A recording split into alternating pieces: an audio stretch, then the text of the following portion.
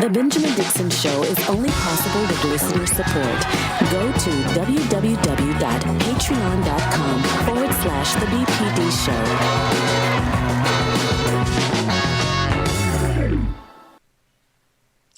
Today is Monday, October 11th, 2021, and America would like to have it both ways.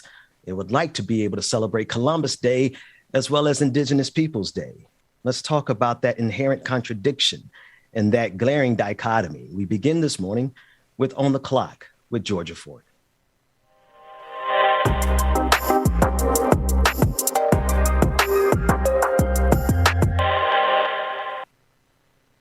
14 people were shot at a bar over the weekend in St. Paul, Minnesota, leaving one woman dead. She was a 29-year-old veterinarian. And Ben, we're looking at this information, this one shooting that injured 14, left one dead, while also examining information from the CDC that's saying America saw a 30% increase in the number of homicides, which is the largest increase in homicides in modern history. And so one thing is for certain, that this pandemic has definitely caused people to become more violent. And the question we're all asking ourselves is, how do we put an end to community violence? Georgia, I was looking at that story, and that's the essential question, right? If we cut down to it, I'm thinking of my friend Jamal Green in Chicago as he cries out about everything that's happening in Chicago. There is violence that is amongst us in the midst of all the tragedy that's already happening. It's almost like tragedy compounded upon tragedy, because in the midst of this pandemic, where I understand a lot of people are hurt and broken, but there's still violence on top of that. And I think that's because we live in an inherently violent country. Yeah. And when you pair that with the school shootings, I know about a month ago, there was a quadruple homicide. There was a vehicle found on the side of the road in Wisconsin with 4 people who were shot in the head, 4 young people, all under the age of 40, and many of them which had children, and no clear motive as to why. And so when you continuously see this type of heinous violence, you know, we've discussed ways to mitigate the excessive force that's used by police, but right, how do we get to the core of this issue when you're seeing people in community feeling like they have no other way to resolve conflict, or feeling like they have no other way to access resources, or they're so much in their lifestyle that they have a disregard for human life, and they open fire in a bar full of people, not caring who they kill. And in this instance, over the weekend here in St. Paul, leaving 14 injured and taking the life of a 29-year-old veteran. And I'm thinking, Georgia, I'm listening, and I'm just thinking about all of the different examples of that. We live in a violent country, and I can't separate the actions of people who, for whatever reason, they have found themselves on this path. Because let's be sure, like, a lot of the crime that we see, it is a statistical observation made by, I believe there's a study from Harvard that shows you that crime is directly an economic phenomenon. So where you see poverty, you're going to see crime. And not only that, right? We got to think about what kind of country we live in. Let's think about the kind of way we honor violence in this country. Everything that we see on television, in our movies, it's violence. And our nation as a whole, our government executes violence on the international stage. It executes violence locally in the police state that's being brought down on the Black community every single day. And so we cannot look at these people and their actions and take them separate from the country that created them. Right? This is part and parcel of our fight in this country. Yeah, absolutely. And the 29-year-old was a veterinarian. I think I said veteran earlier. Ben, the other question to expound on the point you were making, where are these guns coming from? Because there is not a gun manufacturer that is Black that is in our community, there is not a person who is here selling guns that looks like me or you. And That's so right. I want to know also, and this has been a long-standing question, where do these guns come from? And where are the buybacks that we used to see 10, 15, 20 years ago when you would have police departments who would recognize this increase in gun violence, and they would partner with a Target or a Walmart or a Cub Foods and offer $100 or $200 gift card in exchange to get guns off of the street with no questions asked. You could come, That's right. You could bring a gun in, and there would be no questions asked. There wouldn't be a ballistics check, just to get the guns off the street. And when we saw those happening at least once a month in our community, back when Minneapolis used to be Murderapolis in the 90s during the crack epidemic, we saw a huge decrease in gun violence because you had men, young men, a lot of them were, yes, at that time, gang affiliated, who wanted out and who didn't see a way out. And so that is providing not only a way out, but you're also giving them resources, right? You're showing them that there is another way. Where is that energy? Because as we're looking at these statistics, this shooting that left 14 people injured in St. Paul, this is not an exclusive story to Minnesota. This is happening all across the country in predominantly Black communities. Our Black men, our Black women, our babies. We had 3 babies shot in the head this summer, 2 of them dead, a 6-year-old dead who was eating a Happy Meal in the back seat, a 9-year-old who was jumping on a trampoline during a birthday party dead. Where is the urgency? Why is this not an issue that is at the forefront of these conversations, every political in this country? If they truly cared about us, a 30% increase in homicide, that's according to the CDC. Sister Ford, you put it in such clear terms. There's no question about it. There is an epidemic of violence in our country, specifically in our Black community. And as many dog whistles as are forwarded by politicians and political leaders who want to sever the violence from everything that's happening around us, you hit the nail on the head. The fact of the matter is that these guns, we aren't making these guns. We're not flooding our communities with these guns, just like we didn't flood our communities with crack cocaine, but it somehow got there, didn't it? Right. And the reason that this buyback program, and I know we have a video and we also are going to be joined by Dr. Mack. The reason that buyback program is not mathing right now, is not buying back right now, is because it doesn't pay as much as a private prison would get if they put a young Black body in prison. It's a supply and demand. They need supply. And there's plenty of Black bodies that they're willing to get. So the guns come exactly from the same place all the rest of this violence come from, where the crack cocaine comes from. We didn't make it, but we're trying to survive it. And in this case, there was a 29-year-old, a 32-year-old, and a 33-year-old who were arrested, who are probably going to be serving 10, 20, maybe 30 years. I'm not sure what their charges are, what evidence police have against them. But you're absolutely right.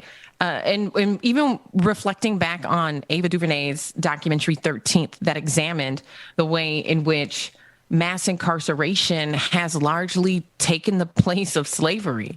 It is absolutely a benefit to corporate America, to broader society, to have a large population of people incarcerated. And when you compare how many people we have in jail to the rest of the world. That's right. That's right. You know, it's absurd. And it is in a lot of ways, and not saying that people who act out violently and people who murder, not saying that they shouldn't be arrested, but what is the benefit to getting guns off the street? What is the benefit of mitigating crime when you know that incarcerating people will actually benefit you more. Then there is no benefit. Then it's just like, well, let them do what they do. And unfortunately, that in this country, I feel like it's the cycle we see, that we have to continuously pay the price. If this was an issue, like think about the opioid crisis, think about that pandemic or epidemic, when you had middle class, upper class, white kids or young adults who were dosing, all of a sudden there was all of these federal dollars, state dollars, county dollars that were being deployed to mitigate this issue, because God forbid, a white senator from an upper class neighborhood lose his child to an overdose. God forbid that happened. Right now, all of a sudden, we can find money in the budget to mitigate these issues. But when you're seeing Black babies being shot in the head by stray bullets, you need to find some money in the budget. You need to implement some plans to figure it out. You need to keep that same energy that our future generations are important. How is one thing different than the other? When you're talking about our youth dying and you don't have compassion for that bothers me, Ben. That bothers me a lot. Yeah. No, it troubles me as well. Sister Georgia, I know we're covering a lot. One of the things that actually I want to bring Brother Mack, Dr. Carl Mack, into the conversation here. It's been a while. We haven't had our good brother here for a minute, and it's. I wish we could bring you in on a lighter conversation, Brother Mack. But I know you have some insight into the patterns, the historical patterns, as it pertains to what we're saying. We're seeing just a new form of oppression that we can't quite get a grip on. But man, they sure like to ask us what's going on in Chicago and all these other cities. But how do we address these things? Well, first of all, good morning, Georgia. Good morning, Brother Ben. And you're right, it's been a while, so good to see you both. Good to see you. As I listen to the both of you, clearly the one quote that comes to mind is by Victor Hugo. And Victor Hugo said this: "If a soul is left in the darkness, sins shall be committed. The crime is not he who committed the sin, but he who caused the darkness." See, a lack of gun control causes darkness. The promotion of violence in movies, video games, all the things that you talked about, being America as a whole, that's a darkness that's being caused. When these guns are flooding our community, that's a darkness that's being caused. When there's a lack of opportunities, we talked about systemic racism dating back to the moment that we were brought to this country. That darkness is still perpetuating itself. And yes, sins shall be committed. Now, how do we clean this all up? Clearly, there has to be personal responsibility. And when I talk about personal responsibility, although we're focusing here or talking about what happened in the Black community, we're talking about personal responsibility across all communities. Because no one, if we simply focused on personal responsibility in the Black community, that lends a story that we are a violent people. No, we have been a very oppressed people who have been placed in a level of darkness, arguably unlike almost any. Native American brothers and sisters, no disrespect. To no other group, no disrespect. But I'm specifically talking about the darkness that has historically been caused on this community, on our community, back in a time when they separated our families. And now they wonder why you have such a high rate of single parents in the Black community, because this country built itself on disseminating or fracturing our families. So these types of darkness is the thing that comes to mind when I listen to all of the rationale, all the reasons that you both have laid out. It is exactly what Victor Hugo was talking about in that most poignant quote. So if we want to address this problem, it is incumbent upon us, as you said, Sister Georgia, where do we find the funding? Where do we find the resources to illuminate and eradicate the darkness and bring about some change. And that's not to say that there's a panacea to any of these things, which is why there's no such thing as a utopia. You can create as perfect of a community as you want to, and there will still be bad actors. But it is incumbent upon the rest of us to address those bad actors, to hold them responsible. So there's, just as there are a lot of issues behind this violence that is in this country, and being to your point, America itself has been a very violent country. And then when you add into the mix, when you're talking about where these guns, when you add into the mix of this violence, when you add the concept of capitalism, somebody benefiting off of that, we're going to have the multitude of problems that we're now seeing, unfortunately. And it's interesting to have this conversation on today, which is, or was, Columbus Day, and now has been recognized by 13 states as Indigenous Peoples Day. But I think that also is a window into where we are as a nation, that only 13 states are willing to embrace the truth. And yet the rest of our country is still not ready to let go of this notion that a white explorer named Christopher Columbus discovered America. At what point are we going to take it back and begin to really indoctrinate our children with the truth? And until our entire nation is ready to do that, we're going to continue to see groups, subcultures here in our country that will say that the election is a lie, that will say other truths like climate change are a lie. If we can't get to a place where we as a country agree on the truth, we're going to continue to foster a culture that lacks integrity, that lacks honesty, and that feels confident to move forward on a lie. And so, I want to acknowledge our Indigenous brothers and sisters today. We see you, we recognize you, we value you, we stand in solidarity with you, and we are on your land. This is your land. And I know that there's been just a few stories of situations where land has been given back. And I think that's why we've only seen 13 states acknowledge what today is. That's right. It's because once you start moving in that direction and you truly acknowledge the fact that Christopher Columbus did not discover America, it opens up the door to have a much more interesting conversation. Georgia, what you just talked about, nothing shines a bigger light, speaking of darkness and bringing this quote into fact. A lie unchallenged becomes the truth. So for how long has this lie been told, been taught? And so to now, we talk about the critical race theory and trying to talk about the history, the true history of this country. Unless these lies are challenged, they shall become the truth, which also leads to this quote: he who defines rules. And so white America has defined the history of this country for far, far too long.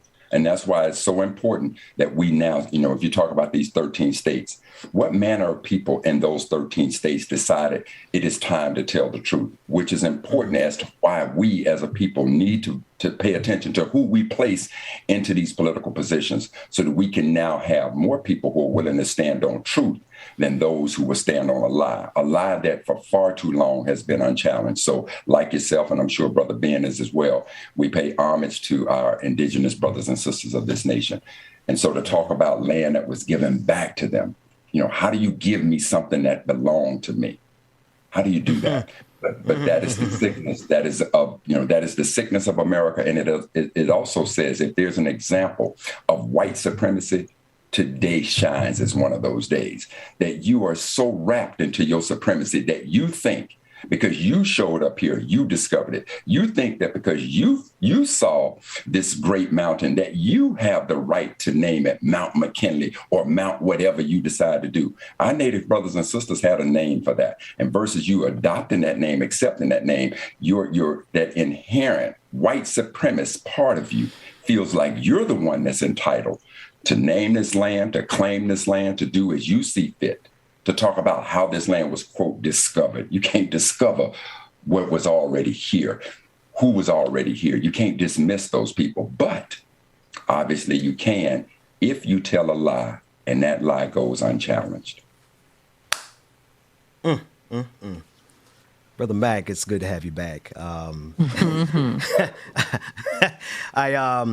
I just want to make sure that we say with clarity, we go through so many painstaking hurdles to make sure that we speak with a level of clarity and sophistication that is acceptable and palatable to this country. But at the end of the day, the only thing supreme about whiteness is its barbarity. And the best example I've ever I could think of, is Christopher Columbus.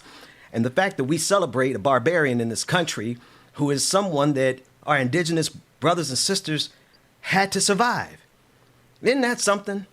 In this country today, we have the celebration juxtaposed with the survivors of Christopher Columbus. So, Brother Mac, thank you for being back and bringing that into clarity and the focus for us, because at the end of the day, the only thing supreme about whiteness that I have found in my lifetime is its barbarity. And, you know, the thing that I have grown to really appreciate is the way that my indigenous brothers and sisters honor the earth and show gratitude to all of the things around us, the water, the sun, the plants, you know. And I remember getting a farm tour and hearing plants and seeds talked about as relatives, you know, and there were white folks in the room, and the indigenous sister who was talking about the seed as her relative said, you know, that's why we don't sell our seeds, because we wouldn't sell, you know, who would sell their relatives? And there was just this moment and everybody just had to laugh, because the white folks in the room know historically they probably would do that. But there is a lot to be learned. And so I want to encourage those of you who don't have a diverse friend group to diversify your friend group. My life was really, really blessed when I was able to forge friendships with indigenous men and women. I learned so much, not just about myself, but about the earth that we live on. Yeah. Yeah. No, George, and when you think about it, let's look at two examples. America's symbol of greatness is the bald eagle. The bald eagle damn near became extinct because there was no respect paid to this planet. The American buffalo almost became extinct because we paid no respect to it. We literally would just go out there and shoot them by the thousands, the millions, just for the sport. Whereas our indigenous brothers and sisters used the buffalo as a food source. They respected that great animal, and whatever they ate what they killed. Whereas in this country, we will do it simply for sport. And now you have folks with resources who will now go to the motherland of Africa to go on these quote unquote safari hunts. And what are they? It's not like they're going out into the wild. No, they're going to ranches that have these animals sitting there specifically for the sport of killing them. So when we talk about the lack of respect of this planet, if ever we wanted to take a lesson in climate control, how to deal with it, we should return and sit at the feet of our indigenous brothers and sisters and comprehend from them how they respected the sun, the wind, the water, the animals, the land in and of itself. But our arrogance as a country, our arrogance as a people, think that we know more than them. Thus, we labeled them at one point as savages. Well, Sister Georgia, coming up at the 8:30 hour, we're going to be speaking with an elder, an indigenous elder by the name of LostSioux from the Dakota Sioux, and Nika. The elder is a Twitch streamer, and Nika is from the Chickasaw Nation, also a Twitch streamer. They're going to be joining us in the 8:30 hour for the Benjamin Dixon Show, and we're going to be discussing these things because it is such a blatant hypocrisy for this country to still honor a barbarian in the midst of the descendants of the survivors of that barbarity. Well, and Brother Mac, I'm glad that you brought up the issue about climate change and how to honor, the earth so that we don't have all of these issues with the environment, because that is what thousands of people are converging in DC to talk about this week.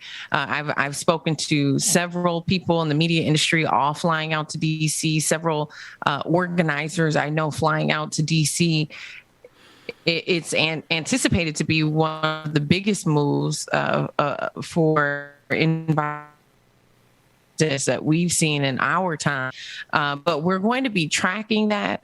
Like I said, I know a few folks out there who plan to send back interviews and footage, but truly, Indigenous people have been leading on stopping these oil pipelines that continuously are constructed all across this country, that we're seeing senators and governors approve the construction of these pipelines, despite the fact that we currently have active oil spills that are spilling out in the Pacific Ocean right now. And we looked at what happened in Louisiana 10, 15 years ago, right?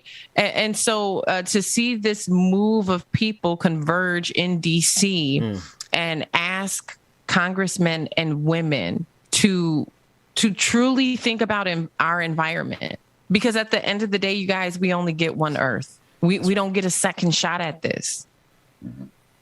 Listen, I would say this. There is no doubt that the comforts that we have in this country as Americans is because of these natural resources, oil, for instance. And so it is important that we're able to, if we use this oil, but clearly science is telling us that as a result of using this oil, you can create a situation that causes harm to this community. Now, in order to use this, pipelines have to be given. I would say I would choose a pipeline versus the thousands of trucks that are running across this nation.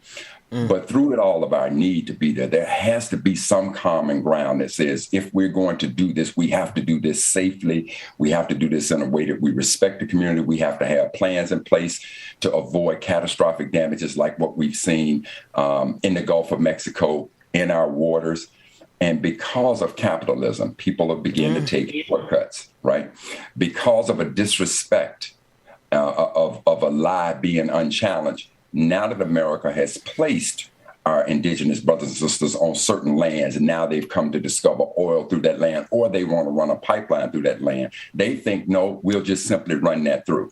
No, you're not going to do that. See, so there has to be common ground and common sense and respect of how we use these natural resources. And again, for my Indigenous brothers and sisters, I would say this. If I were on a plot of land and America needed to run a pipeline through my land, the hell with that. You're not running that pipeline through my land. I don't care. And if I do allow you to do that, it would be at something that is beneficial to our people, given what has happened. But to think that you and your arrogance can now say that you put me on a piece of land that you saw as having no intrinsic value, and now these decades, these centuries later, you find that there's a value there, and now you want to come back and come through my land? No, I need you to remember, we are a sovereign nation, and you don't come to this land because that's what you want to do for your benefit. No, it won't be played out that way. And I hope that not only our Indigenous brothers and sisters stand up to it, but I hope that all of us, especially as Black folk, that we stand in solidarity with our brothers and sisters. That reminds me of the North Dakota Access Pipeline, where people did stand up and they got arrested. And what happened there was so unfortunate because it was a violation of treaty rights. And being here in Minnesota, where a lot of the protesting for or against Line 3 has happened, we've seen the same thing.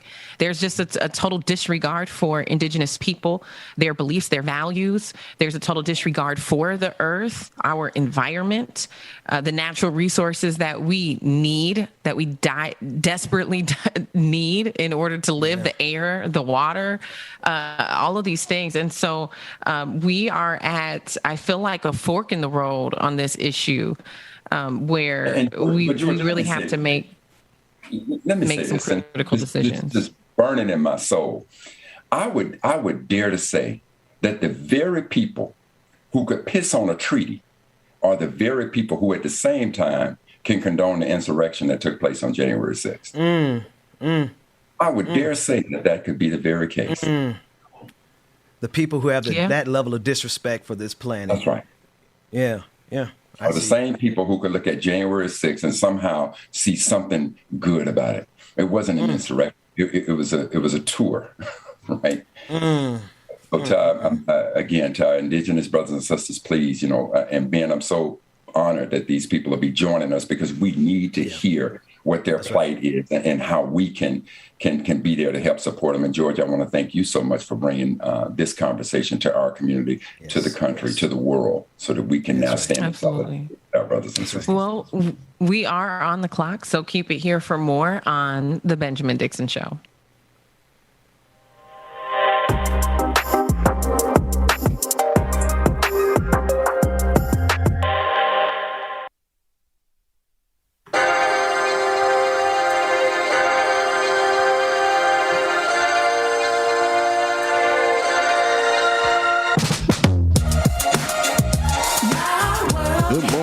Good morning, people. Y'all know who it is. Y'all know the voice. Y'all know the sound. It's your boy James Bumble Williams in the building. GJ exclusive, y'all. Good morning, everybody. Happy Monday. Hope your Mondays are going well. Get your tea, your coffee, whatever it is you need. On the clock, we appreciate you, Georgia Ford. Welcome back, Dr. Matt. Good to see you, brother. Well, coming up next to the Benjamin Dixon Show. Good morning, Ben. Y'all stay tuned. Good morning, everybody. Life gets better when you find you. And if you mind you, peace will abide and hide you until it's time to start anew. So live it up. We grown, ain't got no curfew. Who brought the bad vibes? Tell that bitch move. Walking all in my ear, that's a bitch move. Pressed that I arrived, mad that I survived. All your sad attempts to send me to the sky. But I've been in the wind, been had wings. I was always this fly. Oh, good yes, morning, and that's probably why you're mad. Don't let Evie turn you into a trash bag. So get glad, find out why you sad. All that jealousy, you should subside. I think it's time to turn that mirror on you. Put it up close for a clear view. And look deep down inside. And soon you will find a pretty soul that needs more shine. My world has come together. And maybe I just want to. Good morning, everybody. Good morning. Let me write. Good morning, Nicholas Rodriguez. Good morning, Seven Sweetheart. What's going on? Good morning. On and on it goes. Oh, there we go. That's much better. Thank you, Brother Dwayne. That's my dog. Melanie Dennis, good morning. Black Magic, A Lady, 747, Truth the Dragon, the Church Lady, Laura Strada, Vid, Iris Jones, Infinite Content. Good morning, brother. I appreciate it. And yes, if you were not at the Patriot Party, y'all missed it. You tried, but you could never did my life.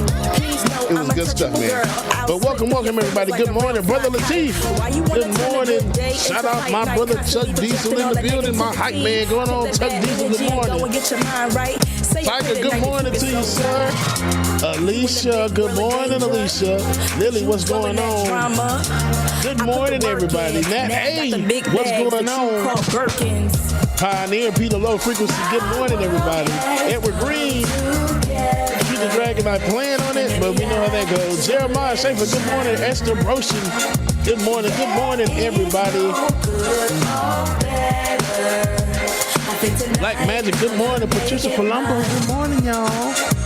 My world has come together, and maybe I just want to let it shine. Mark from Australia is in the building. Good morning. Ear Hustler, good morning. Juanita, good morning to you. Ty G, good morning.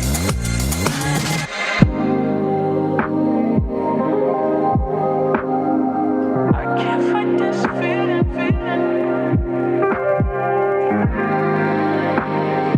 I can't fight this feeling.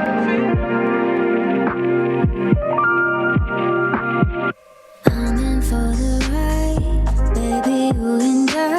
Ty G, good morning. If you need to do what you need to do, brother, you can do that. Read between the lines and this ain't it. ain't how it's supposed to be. No, you're not that I One Source Productions, that is adorable. One Source says, good morning, DJ Exclusive. My son now thinks every bald black man on screen might be DJ Exclusive. I love it. I freaking love it. Amber Layla, good morning, Amber.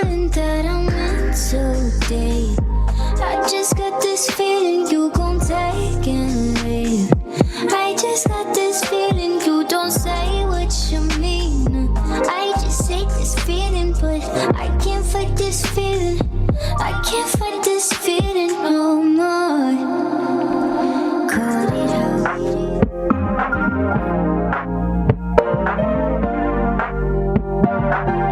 Y'all make sure y'all stay tuned, man. We got more coming up next on the Benjamin Dixon Show, y'all. Don't want to miss this. Anna Lone, good morning, Anna. Shout out to everybody on Twitter, Twitch, YouTube, wherever you are streaming from. Good morning to you. Give me the divine intervention. Anna Hart, good morning. Me started. Every day is just the beginning. Ticket to the bank, now I'm winning. Call me crazy, tell me lies. It won't stop me, watch me rise. No more anchors holding me down. Now all I need is more. One more hour, one more minute. One more chance for me to win it. Yeah, Sweet Dingo 45, good morning to you. Laura Estrada, this coffee is bussin'. This is what it is. Good. This is the last drop of it. On the top, nothing's gonna tell me to stop. Oh, push me through the fire. All I'm gonna feel is the heat burning underneath of my feet. Ooh, so call me crazy, tell me lies. It won't stop me, watch me rise. No more anchors holding me down. 'Cause all I need is more. One more hour, one more minute. One more chance for me to win it. Yeah, All right, I got you. every time I jump, I catch it. I know how to make it happen. But I want more.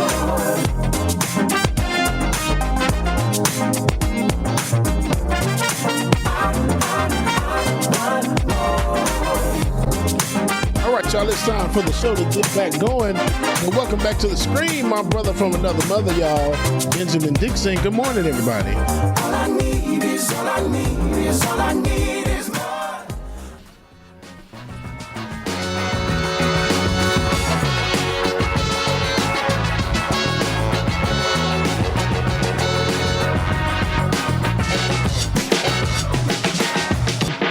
The Benjamin Dixon Show is only possible with listener support. Go to www.patreon.com/The BPD Show.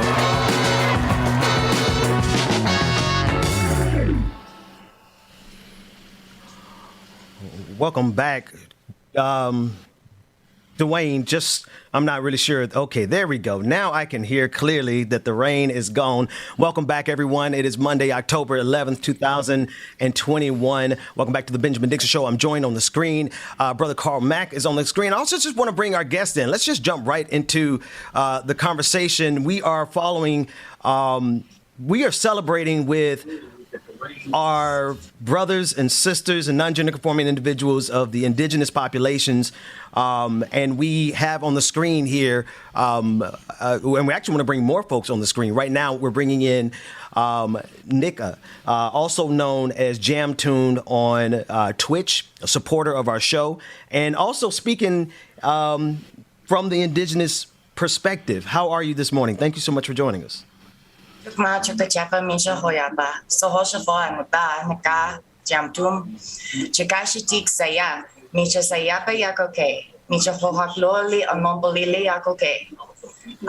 said is hi, family, and all of you here. My name is Nika, or it's actually Nika, but most people say Nika because it's easier. Nika means bear. I'm also JammedTomb over here on Twitch. I do a lot of recycled art streaming, trying to teach people how to not throw just everything in the trash. Thanks for having me here, and thanks for hearing me speak. Oh, no, the pleasure is ours. And we're also joined by today, the first day back, our brother Carl Mack, who I almost didn't recognize with your new facial hair, but we're glad to have you. And I know we're going to talk about that more on the Like It or Not. In the meantime, though, just the historical perspective, Brother Mack, the solidarity between that should exist and does exist between Black people because of our system of survival in the face of this white supremacist system as it kind of juxtaposes with the fight of our indigenous brothers and sisters. Absolutely. Well, I mean, that's why BIPOC exists, right? Sorry. Exactly. No, that's exactly right. Yeah, Sister And Nika. let us not forget the Underground Railroad, that all the stops were on reservations. You know, there's another tribe. voice. Let me jump in here because there's another voice, and we were getting prepared to bring our second guest on screen. And Dwayne, at any point when you're ready, I want to introduce our second guest into the conversation. We're also joined by LostSioux, an elder of the Dakota Sioux, and I just want to bring you into the conversation. Good morning. How are you? Good morning. Amboashteno, Tanikshilo, Mia Chanchaga, ni Toshpa. Papa Oyate, ni Toshpa. In my language, that's saying good morning, how are you? My Indian name is Drum. Everyone calls me LostSioux because I stream and talk about all different indigenous issues going on today and in history, as well as I'm from the Dakota Nation, which is part of the Great Sioux Nation in so-called North America, I guess we could say. I say so-called because it's actually, we call it Turtle Island up here rather than, that's the original name before Columbus decided to name it after a pickle jar salesman. Okay, we're getting America ready to go in. I love it. America Vespucci, a pickle jar salesman, yeah. Yeah, no, you I didn't see that one coming. You came out of, but that's the historical. That is absolutely the truth. We have so much brilliance right here in this conversation, Brother Mack. I was trying to bring you in, but we have our guest here. Talk about that overlap, and as JammedTomb said, that's why we have BIPOC, Black Indigenous people of color, because of the commonality in our fights, Brother Mack. Well, Ben, I would say this, given that we have these two distinguished guests on and they understand even more so than I, the relationship between how Native Americans, Indigenous brothers and sisters helped our particular people, I certainly like to hear their perspective more and sit at the feet of our brothers and sisters and learn. So, Sister Nika, Brother LostSioux, if you could just educate us on the way that Indigenous brothers and sisters embraced us as a people and the support that you all gave us during those very trying and dark times in our history. I wasn't sure that we were going to hit this topic, and it's just, this one's a long one that takes a lot to unpack, but essentially it's a lot, y'all, and I don't know that we actually have the time to unpack it, but Indigenous people did take part in the Underground Railroad. And in order to protect our relatives that we took in, we were forced to take ownership of them, or some landowning person could come and take them. Or we would marry Google them. my people, you couldn't marry them, and you had to own your husband or wife if you were living in the place that my people were from. And many different tribes married them in, and when the soldiers and the slave hunters, now known as the law enforcement agency in this country, came for our Black African relatives, we literally know their family. They're married into the tribe. You're coming for who? No. And we literally were like, no, if you want a war again, yeah, we'll go to war. But they're not leaving. There's layers on layers of our interconnections in history, and how, I mean, honestly, the only reason they were able to enslave your ancestors is that they ambushed them and put them on ships for months to a foreign land. they tried to enslave us. They just found out that you can't enslave a people on their own land. We fought back, and had they not put you on ships and broke your ancestors down to nothing, skin and bones on those ships, they would have been able to fight too. This would have never happened. But they found out that they could not enslave people on their own continent, and so they went to another and they ambushed them and brought them here. Can I just, Brother Mac, just real quick, because I just got to drop this and I want to throw it to you. We found that out in Afghanistan. We found that out in Vietnam, but I digress. Brother Mac. Well, certainly let me say on behalf of our people, thank you all so much for the love and support and protection that you've shown us. Clearly, one of the names that comes up even before the Civil War situation was when Lewis and Clark were so-called exploring turtle or this, what we now call the North American continent. And there was a brother named York that accompanied them. And so one of the stories about York was that it was within the indigenous tribe that, the darker the skin, they viewed it as bravery. And so York was embraced by indigenous brothers and sisters. And that is what helped in part secure Lewis and Clark's and their expedition across this country. I'm also reminded of James Beckwourth, who also came within the Native American community and was viewed with reverence and respect. So, on behalf of our people, because of the love and support and historical significance between our two people, I just want to say thank you so much for what you all did for us, how you supported us, and certainly want to know how we as a people today can support you all, our brothers and sisters, in your trials and tribulations and challenges going on today. One of the things I really want to quickly say, Brother Mac, it's an honor to meet you, and talk with you in person. But you kind of got a little mixed up there on the history with the buffalo. They purposely hunted down the buffalo to kill them off and put them into extinction to starve us onto reservations and underneath the foot and heel of the U.S. government and army. And by doing so, they literally almost wiped them out. One of the quotes is, "Every buffalo dead is an Indian dead." Thank you for that lesson. Thank you. Well, these barbarians are really good at starving out populations. That's what they kind of specialize in throughout history. But I digress. Go ahead. You're right, though. You're right. It is like they called us the savages and barbarians, but we are not the enemies that they claim we are.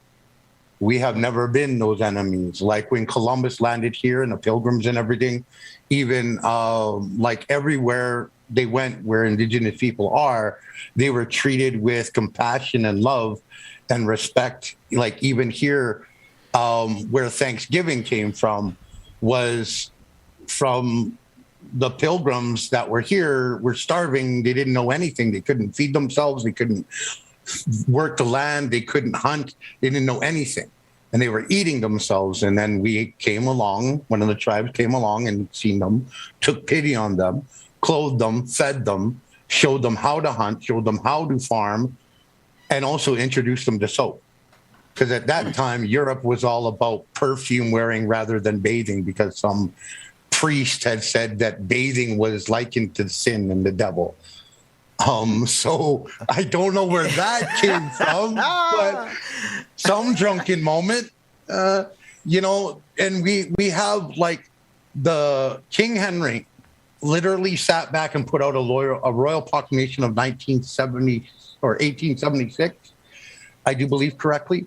I think 73. I think it was 73, but we could both be mixing that up. It was around that time frame where he literally sat back after the French, Portuguese, and Spanish War that the English settlers started, because they wanted to go west of the Appalachian Mountains.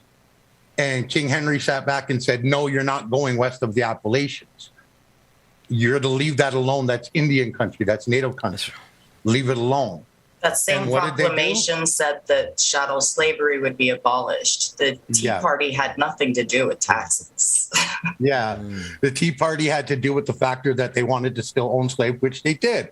And they still do, because what is it? The 13th Amendment just switched it from chattel slavery from the cotton field owners to imprisonment by court. And and like we all know, right? Being put into prison equals prison slavery. It's slavery. So we see that constantly. And they're removing things that would make everything legit in anything that we do to stand up against it. They're constantly doing that because they want to. It's like a dying dinosaur. They want to continue on with this as long as they possibly can. So Brother LostSioux and Tanika, what challenges today is it that most affects or most impacts our Native brothers and sisters today? Poverty, alcoholism, drug abuse, despair, depression, suicide, being invisible all the time, and like being invisible everywhere all the time. Literally, other than here, most places don't ever talk about missing Indigenous women and girls and Two-Spirited and other Indigenous people. They don't even mention it. It's not even on the news. So I lived in Seattle for 18 years and lived in Auburn, Washington, and one of the most lucrative casinos that happened there were with the Muckleshoot tribe. So, tell me. So help me with that, because I've never understood. So basically anything that we Indigenous people try to do and we do really well and get ourselves out of the poverty level and out of being so-called in the pockets or underneath the heel of the U.S. government, they automatically find a law to change that. The only thing that they've legally allowed us to do is gambling. Now, most reserves don't want gambling because we know full fact what goes on with that. And we don't want that. We want a healthier community. Casinos are a survival technique because we understand that white people like to gamble, and so that they'll give us their money that way, because the rest of the money that we get from them sits in trusts and we get like 5 cents to the dollar of it. So we have to come up with creative ways to fund our people. Yeah. And even that's not fully. Like even the casinos, we don't get fully money back. It's usually a chunk of it's going to whoever bankrolled or helped fund building it, right? Okay, so again, I'm on the outside looking in, and there were a lot of stories that we heard about, and a lot of it had to do with the exorbitant amount of money that was coming in. And I'm gonna stick with the Muckleshoot Casino because I was very familiar with that. Went to that casino quite a bit, but it was said that the amount of money that was coming into that enabled the Muckleshoot people to now give X amount of dollars to every member of the tribe. So it was sold to us or told as though the lion's share of this funding was going to the Muckleshoot people, thus that could be the case with the Muckleshoot people. All of us nations are separate. We're all different. We're not. There's not just one Indigenous nation on Turtle Island. And again, Columbus was an idiot. Please don't use the term Indian. There are Indians. They're beautiful. They come from India. They have their own amazing, wonderful culture. We are native Turtle Islanders or Indigenous, but we are not one nation. There are 2,500 nations. Wow. 95% of us were wiped out. There were 2,500 nations. They estimate between 1 and 18 million of us were on this continent before Columbus came here. And they broke us down to 273,000 people. Wow. From 2,500 nations. We're making all of us are different. Though. We're all very different. Yeah. All of our nations are different. There is similarities and there's intersections in all of our indigeneity, but we are all very different. What one nation does for their survival may be completely different than what another nation does for their survival. So the casinos, I feel, they're an example of how we have to do things and how we had to conform to be able to survive at all. But it is not indicative of the greater desire, experience of indigeneity, because not every nation has a casino. Yeah. I mean, there's just... I mean, my relatives down in South Dakota, like literally Pine Ridge Reservation, they have, you know, and other places around there just have like liquor stores just off the reservation territory where they sell an exuberant amount of liquor, and it's owned by white families. So let me ask this question: that given, you know, and again, I'm not sure, I don't know the specific details of the Muckleshoot, but if you find that one tribe has found this path, this way to uplift, is there any type of organization, any type of meeting between all of the existing nations to learn best practices from one another and how to overcome? We do. Some of these challenges? We're working towards that. There hasn't been a lot of ability for it, but we're working for it. It's kind of the goal. It's also the goal with like any visibility. I mean, kind of the only reason that I'm willing to be on this camera right now is just any visibility. Making us three-dimensional people helps us. That's right. Be able to come together like that, find communities like what I found with y'all here at Lion. I spend every morning with y'all modding, you know, I love y'all. So it's a lot of that, just finding those spaces and finding those people that will listen and hear us and enable us and give to find those ways to come together. And we are finding ways to come together, but it's not a mass. And I want to... Go ahead. I'm sorry, Brother Sue, go ahead. All good. I just want to point out also that just because a band or a tribe gets a casino doesn't necessarily mean it's a good thing. It's also used to dwindle down the people on the registry for being a part of that band or tribe. And certainly, I don't want to focus so much on the casino. It was just one aspect of it. But what becomes the challenge of these sovereign nations all coming together? What are your biggest challenges of coming together, trying to learn best practices, even when it comes to, you know, blood quantum, blood quantums and loss of history. Even our own people don't all understand our own history. There was a lot of whitewashing for our survival of our own histories within our own people. I mean, there are Jagasha that don't even understand our own history. They just started telling certain truths this last year. So that is a huge one too. I mean, the same way that y'all are written wrong, the same way they gloss over certain aspects of slavery and things, they do that same thing with our history. What you read in books is predominantly wrong. You probably actually don't know anything about us or just about this much. Literally, it's been over the past couple hundred years that there used to be almost 95% of the population of tribes knew and speak their language and could like practice their ceremonies and knew their ceremonies.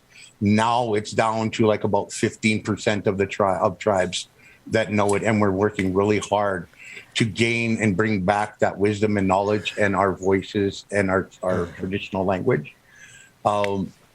Because they say once we lose our language and our culture, then we're no longer Indians. And that's how they put it. Believe me, I can absolutely relate to that. Now, you used the term blood quantum. What is blood quantum? Blood quantum. You know how with our Black African relatives, they use the one drop rule so that the slave master could rape a young Black African woman in their basement. And if it popped out a child, they would always be slaves for generations. There was no escaping it. That's right. They use the blood quantum for us. So you have to be 51% or more in order to be counted as an Indigenous person. So once you get under that 50% and less, you are considered by the government no longer Native, even though the tribes, many different tribes are all like, no, we know who our relatives are. We know who's our tribe members. We know who they are. That doesn't wash, which is also part of the things that come along with casinos because it's specific to those things. It's specifically reducing the amount of indigenous people on paper. That's right. Not necessarily in reality, just on paper. But it's not only that. If you can't tie your indigeneity to one nation, like I meet blood quantums, even looking this pale like this, it's not my fault colonizers dip their wick everywhere in my heritage. What it is it alienates our brethren that might be of mixed descent, of any mix, whether it's Black, white, and indigenous, or Chata, Chickasaw, Dene, white, Black, and Chinese. If you don't have enough of that one nation, you don't get to be on the registry. So you get zero benefits. So like we have brothers in our community, one brother in particular that I love, that he looks more indigenous than me when you just glance at him. He speaks the languages, etc., but he still doesn't meet the quantums. I do. What sense does that make? Now, Brother Mac, let me jump in there real quick, only because we're coming up at time, and I do want you to get your question in there, Brother Mac. We're going to get ready for a break. I want to pause for a second, though, and I just want to thank the two of you for exposing us to this level of information and this level of conversation, along with what's needed for the indigenous peoples across this nation. And then to just hear what you guys are going through, what you all are going through. It sounds so much like what is happening in Black communities, but it sounds like the game that is being played here, Brother Mac, and I'll toss it to you. And then I would love to get a last word from both of our guests before we go to break. What the game that is being played is, if you were Black, this country clearly didn't owe you anything because of chattel slavery. They didn't see us as human. So everybody who was Black, be Black. But if you were of native descent, if you're indigenous, then they were like, oh, no, we got to cross a hurdle for you to get up there. Because why? Well, there's treaties. There's debts that this country clearly owes. So they've been playing some games with us over these years. Brother Mac, pose your question for them, and I'd love to hear our guests before we get ready to take a break. Brother Mac, or our guest, anyone, whoever has a thought on that. Oh, I'm sorry. So as we go back to the blood quantum, I understand that that's America's definition of blood quantum. And you talk about these benefits. So is there some benefit that, quote unquote, America gives to Native Americans that meet the, quote, 51%? That's one pennies, chump change. But the other part is, not really. Well, no, for my nation, it's what they owe us from the treaties, and we don't even get that. And some of our nations don't give checks because they put it towards mutual aid resources. And like the Sioux Nation has won a land claim, and there's like millions of dollars sitting in a bank account that no one will take.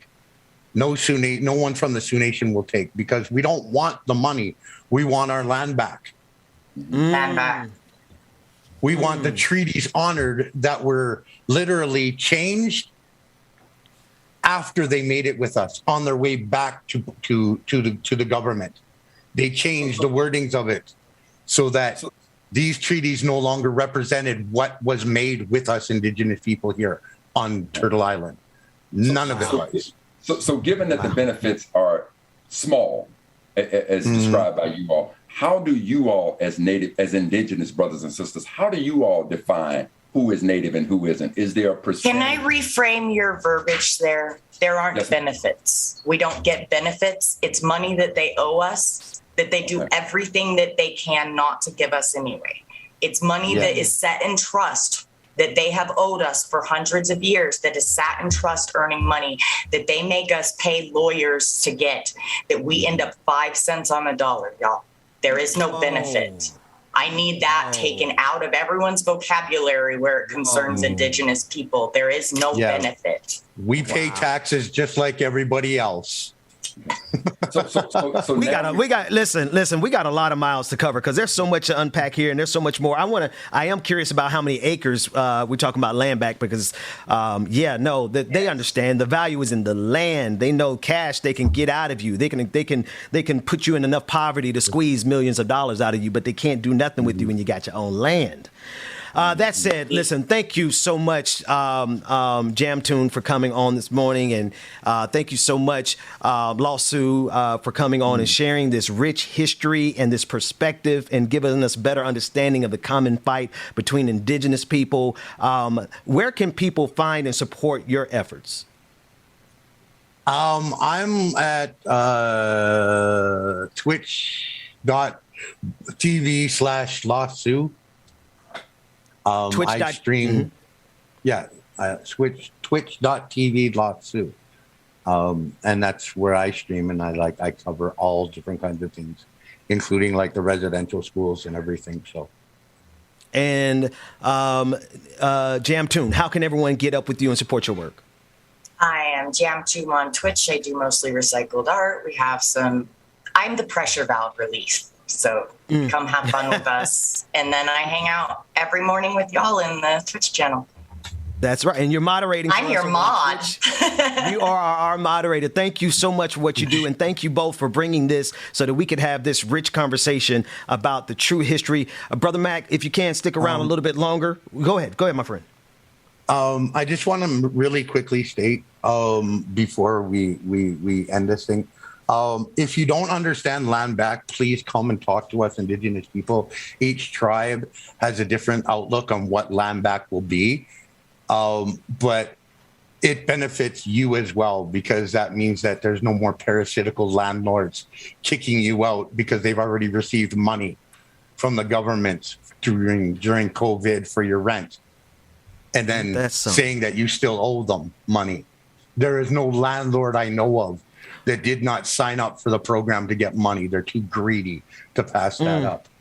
And all of these lands that they're doing this to you all is all stolen lands. It's stolen from breaking treaties, because people like Custard and them found gold in them hills, or they found oil. They keep doing all these different things to break and violate treaties.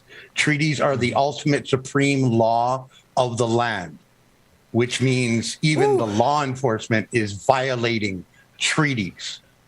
That's right. And when we seen the people at the Haitian people, our Haitian relatives at the border, literally many of us thought it was the 1800s again. And we're like, fuck, do we need to get our guns? Like, what the fuck? Pardon my language. Sorry to swear. But you know what I mean? It pissed a lot of us all right. off. That's all right. My mama gonna send you. She's gonna send you the bill for the cussing. But it is so. These are stories that we don't hear. I got to get you all back. I think we need to have a regular segment to have a regular reminder of the intersection between our fights and the fact that there's a hypocrisy. I want to close this. We're going to go to a break. I'm going to turn it to DJ Exclusive. And we're going to go to Like It or Not. So everyone, please stick around. And JammedTomb, thank you so much for moderating for us over there on Twitch. But there's a hypocrisy that is in front of us, and I think about it all the time. I think about the fact that every single day in this nation, there is a group of people who have to stare in the glaring hypocrisy of this empire being built on the bones and the land of their people. Now, if there's a moral arc of the universe, it owes a debt to the indigenous populations, and it owes a debt to black people. So pay us what you owe us, give them their land back, and run us our reparations. We're going to take a quick break. When we come back, it's going to be Like It or Not going down. DJ Exclusive, it's in your hands. Rest in peace, my uncle Mark Quayle, and to all my people who lost their lives at the hands of white police.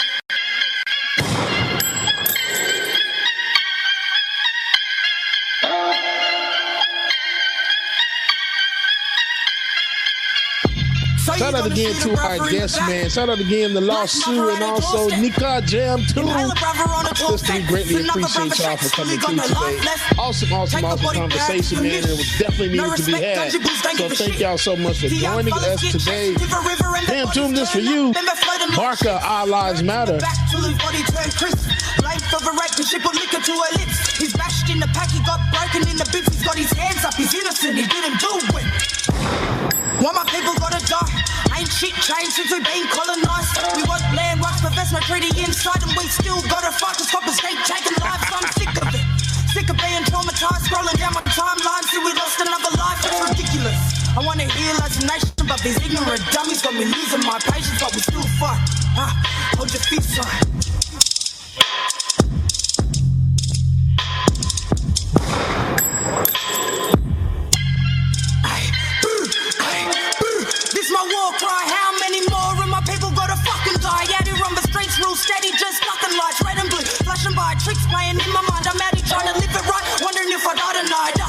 heavy how we living, but we living our way. Ready for the day in Miami, we pray. I pray that a smoke gear don't stay safe, and I hope that our babies get to see better days. Questioning if anything's ever gonna change. Locked in the cell and the smells real strange. Locked in my mind, but my brain ain't caged. I'll never simulate, I'm a proud dude, babe. It's what's about me to get the picture. If you don't stand with blacks, no, I ain't rocking with ya. Black lives matter. Our lives matter. They got blood on their hands.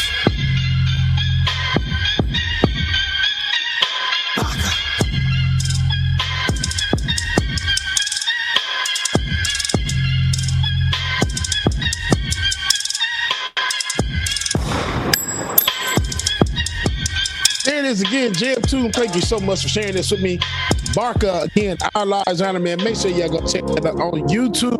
Real quick, get started with like now. We're gonna go get our new patrons back. Our new patrons read off so fast and get that out the way. Boom. No more double, go ahead and detox. Yeah, yeah. Came from the trenches, they ain't showing us no love. Tagging in the city. All right, y'all. New patrons for today. New patrons. We have John E. Rosie Bean. What's going on, Rosie? Raven Diesel is on the day. On like it on my Patreon. Welcome, brother Chuck Diesel. Again, our new 2 subscribers. We have Blue Daddy 2 who subscribed with Palm. Sammy Lynn, the Con Dragons gifted a subscription to Anarchist Laboratory Son. Chicken Fire Dragon gifted a subscription to Bestie 1. Ginger Snap subscribed and commented, loving hearing being in the truth, speaking the truth, and featuring other left-minded individuals who normally never get a break in the mainstream. Much love to you. Much love to the Twitch chat comrade. They've been subscribed for 5 months. Then we have Nestle Wipes who resubscribed, and Jason Society rated our channel with a party of 9, and Dr. B Win. Oh my gosh. Dr. B Win is rating with a party of 7. Welcome, welcome, welcome, y'all. Y'all make sure y'all come on in, get your coffee or tea. You doing whatever it is you need to get your morning started. Y'all like it or not, is about to start soon with our sister from another Mr. Rebecca Azor. Make sure y'all stay tuned, y'all. Benjamin Dixon Show. Good morning, everybody. I'ma lay you away before I got a mission. Told this mama about my son, gave her some tissue. We were just a hood, baby, with some mission. Hood, baby, from the struggle. Long time had a hustle. Glad we made it through. I'm just glad we made it through. Hood, baby, from the struggle. Long time had a hustle. I'm glad we made it through. Georgia, if you're watching, Georgia, this joke is for you. What state is known for its small drinks? What state is known for its small drinks? Minnesota.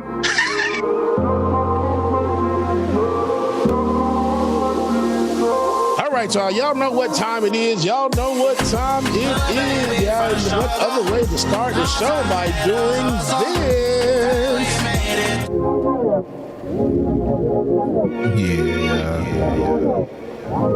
Oh, okay. They said not yet, so we can.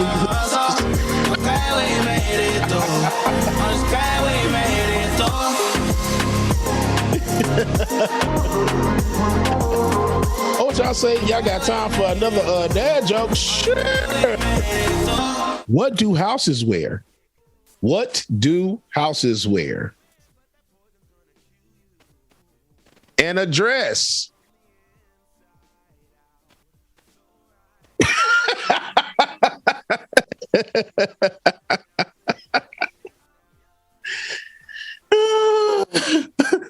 Hey, Ben, what kind of shoes does a lazy person wear? Loafers. Hey, I'm filibustering. This is me filibustering until I press this button. I got you one more. How do you throw a party in outer space? How do you throw a party in outer space? You plan it. You plan it. All right. Y'all know what time it is. Y'all stay tuned. What time it is? Good morning, y'all. Get your Like it or not, tea, remix, it's time for Like It or Not, y'all. 9 a.m. to 10:30, yeah. Like It or Not is on your channel, yeah. Politics and culture is we change skin like we're supposed to, yeah. Interviews and all the news, we get to choose what gets the views. Like It or Not with Queen Azor. I need to send the song to y'all. Like it or not. Oh my God, Dr. Mac ain't heard the song yet. Like it or not, y'all stick around. Oh, Rebecca Azor is coming through. You know she got a good story for you. Oh, Benjamin, that's my dog. This is his show. He's a politics pro. I am your DJ. DJ exclusive. Y'all know who I am. I stay dropping them jams. Like it or not, it's going down. Like it or not, y'all stick around. Oh, like it or not, it's starting now. Like it or not, It's about to go down. Like It or Not with Benjamin Dixon starts now.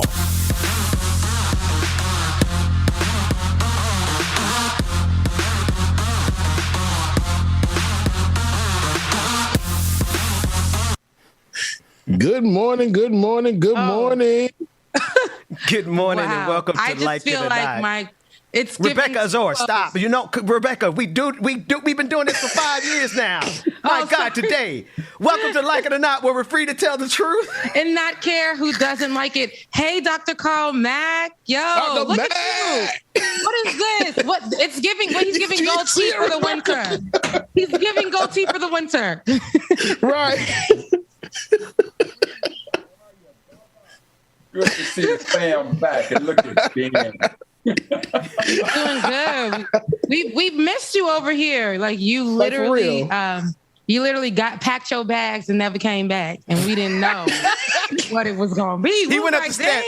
He went up the steps on Family Matters. He went up the stairs and never came back down. But he came back, y'all. He came back with a goatee. He came back with a goatee. Amen. Amen. Amen. Somebody said this the evil Dr. Mac. I'm like, the beard, the goatee. Oh, okay. Yeah, it's the doppelganger. It's the mirror. Go ahead, bro, Mac. Queen, I think the word is unplugged. I like that. Sometimes you do have to unplug and recharge, right? You have to make sure that you're good, and that's why we are happy that you did take time for yourself. And we're also happy to have you here on the show because we want to let people know that we missed you too. We were always, hopefully you watched because we were always talking about you. Okay, yeah. We were always talking about you. We were always running jokes, but we were always showing love. So we're happy to have you here today. Oh, Return of the Mac. So much. Return. Right, return of the Mac. Yes, it is. Oh my God. Yes, I did. I will tell you this. I was, part of my absence was I renovated my mom's house down in Jackson. So renovated her house completely. Nice. Gave her funding for new furniture, so her world is nice and tidy right now. So I had to go down. That's all right. Just check it out and do a little mama do list. So whatever. That's right. Yes. Did, I did. That's dope. That's right. Yeah. That's nice. That's more than a mama do list because I just go home and be like, Mama, you need groceries?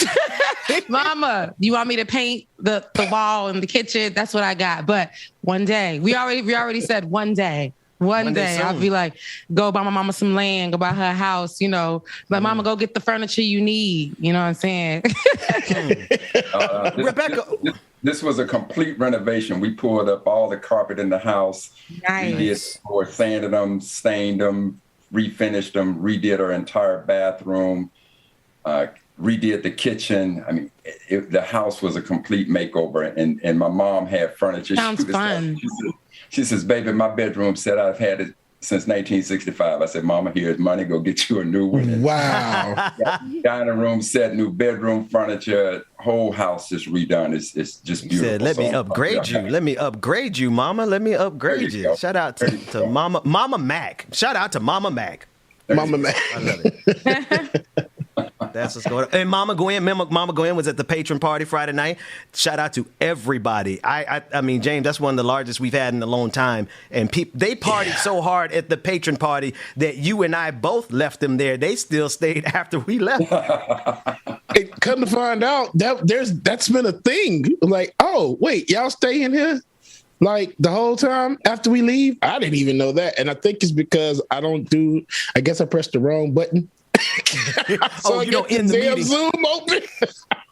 You were supposed to end the Zoom meeting. Did what Snoop Dogg did when he was playing that game online, and he had that thing just left on open for was it 24 hours, and he just had it rolling. Well, Brother Mac, listen, man, we are super glad to have you back. Everybody in the chat room, send up some lions for Brother Mac. Put in Return of the Mac, # Return of the Mac. I want us to jump into a couple of stories here and get you all's input on it as we do on any given day. This first story is about a racist who has been harassing his neighbor. And James, you dropped one of the links showing that there was a counter protest. This is coming.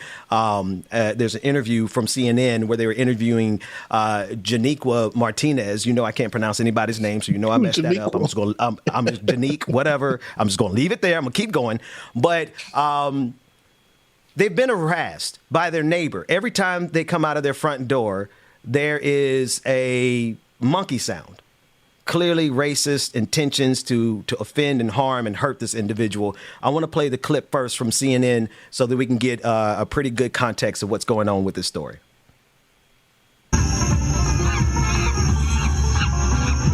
So, a black family moves in and the neighbor tries to drive them out with monkey noises. Local police say while the behavior is appalling, it is not criminally actionable. Janique Martinez joins me now. Janique, thank you so much for joining. I'm sorry that you're dealing with this. Good evening to you. You moved in 5 years ago. What's living next to that been like for you? I mean, did it start right away? No, it did not start right away. It started maybe about a year and a half afterwards. And it started off, just, during the day. And again, depending on which one of the families stepped out, a different song would play. The lights on his house would start blinking because as we step out of our home, we would trigger sensors that would then turn on music. Or we had one family, as soon as they pulled up in their driveway, the music would start. Or if you step outside your house, everything will start recording. Or it was just constantly feeling like we're on surveillance, and then the music was just the cherry on top. It was a lot. But that's what it started with was that. You got banjo music, monkey and animal noises, flashing lights, but there is more, and I want everyone to listen to what else your neighbor is playing. Here it is.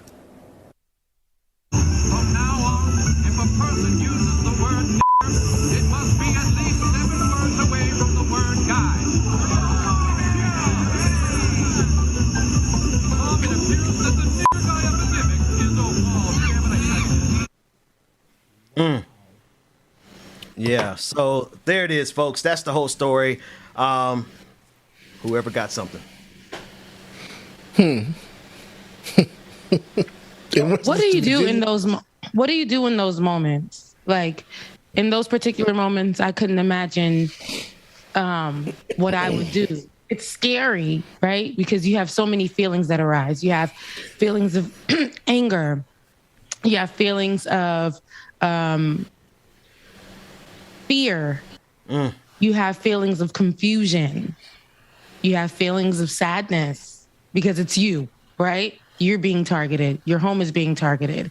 You're reminded that you're not seen as an equal, but then you want to go out and put hands on somebody. You want to go out and react, but your reaction may end up with you behind bars or dead. That's right. Hurt, house on fire, bricks through your window, harassment for like the rest of your time living in this neighborhood. What do you do? And especially as a woman, what do you do in that moment? I wouldn't know. I really wouldn't know what to do because for me, I live alone. I don't know. I really don't know. That's a very scary thing. And then to be harassed in that way. And if you speak up, it's a problem. You don't even know if the police will be on your side in that moment. It's a scary, scary thing. You know what I'm going to do? I'm going to pull up because at the end of the day, you all talk behind a microphone and a speaker and some flashing damn lights. Let me come knock on your damn door and let's see what you're going to do now. You going to play the music in my face? Because I doubt that you are. Because that there makes no sense at all. You're not going to terrorize me in my own neighborhood where I pay taxes and pay money and move in here. Right. Yeah, I'm knocking on your damn door and let you call the police on me. That's cool. I'm going to call some people over too. Because I'm sick of all of this stuff. You ain't going to strike no fear in my heart, bro. Damn that. I ain't got time. So here's the problem that I saw with that clip. The city attorney said, although it's offensive, there's nothing we can do about it. Well, let's assume that all of a sudden cars started coming up to the brother's house. Different cars started coming in my house. Tell me what the city attorney, what the neighbors and everybody else is thinking because these different cars are coming to my house. And trust and believe the city attorney would find something wrong with that. They find a way to come out there and investigate that situation. But not playing music and saying that, blasting the N-word all over the community. Well, there's nothing wrong with that. Well, since you want to talk about music, tell you what, that brother Mac move in the hood, and I guarantee that mug you could ever imagine. I mean, from the block party where we got the whole block lit up, and you want music, you can get music till 4 a.m. We have that hood lit. Bid off. All of a sudden, DJ Exclusive will be out there playing. Let's go. Come on, DJ. Drop them hits. Come on. Now all of a sudden, you're going to see the Homeowners Association come up with music ordinance and all kinds of ordinance of why I can't do what these crackers are doing. And since we do it like that, wait a minute. Bro, Mac, wait. I didn't tell you. We on Act TV now. You can't be saying stuff like that in real time. Go ahead. Go. Act TV, check this out. Act TV. If we can play the sound from CNN broadcasting the N-word, then you ain't got no problem with me coming out with a pack of saltines, crumbling them up, baby. Let the crackers crumble where they at. Like it or not. That's my damn dog. So I ain't got no show no more, man. All right, so just to get this back to a little bit of a serious note, the only thing that I see, like Bubba said, it's in our first response is probably I'm gonna go confront them, but that's what they want. That'll be playing right into their hand. Because then as soon as you do, they're gonna call the cops, and we the ones in the wrong because we done stepped on their property. But the only way to handle it is kind of like Dr. Mack said. All right, since the Homeowners Association and the other people don't want to do nothing about it, I'm gonna play this music and make y'all make some new rules that everybody got to follow. There you go. Get a pack of saltine crackers and just crumble them up, record it, and then have the crackers crunching all night long. Cracker. Listen, let me tell you something. No, wait. Listen, man, Brother Mac. That renovation that you did for Mama Mac, you better have some money left over for this show. I tell you that much. Go ahead. But Ben, Rebecca Queen, DJ, check this out. Again, let's assume, and I'm talking to you, Act TV, right now. I'm going to talk to you. Act TV. Leave those people alone. No. We're going to find out if you like it or not, Act TV. If you ain't got no problem with the Benjamin Dixon Show, like it or not, playing a clip from CNN, where they using the N-word all over the place. If you got no problem with record them, crunching them up, and I'm gonna play that music I'm gonna play them crackers all night long. No, but you know me well enough, Brother Mac, to understand that we are going to organize. And there's some people who have already organized and showed up. We don't have audio of it, but we do have video. The people showed up in the neighborhood and did exactly what y'all are saying, right? They showed up and they protested. I don't know if they did music till 4 a.m, and I think that is something that we should follow up with, because if the government, if the people who are, and Rebecca, you hit it, like, what is this sister supposed to do? What is she supposed to do when the people who are in charge of protecting and serving literally have told her, ain't nothing we can do?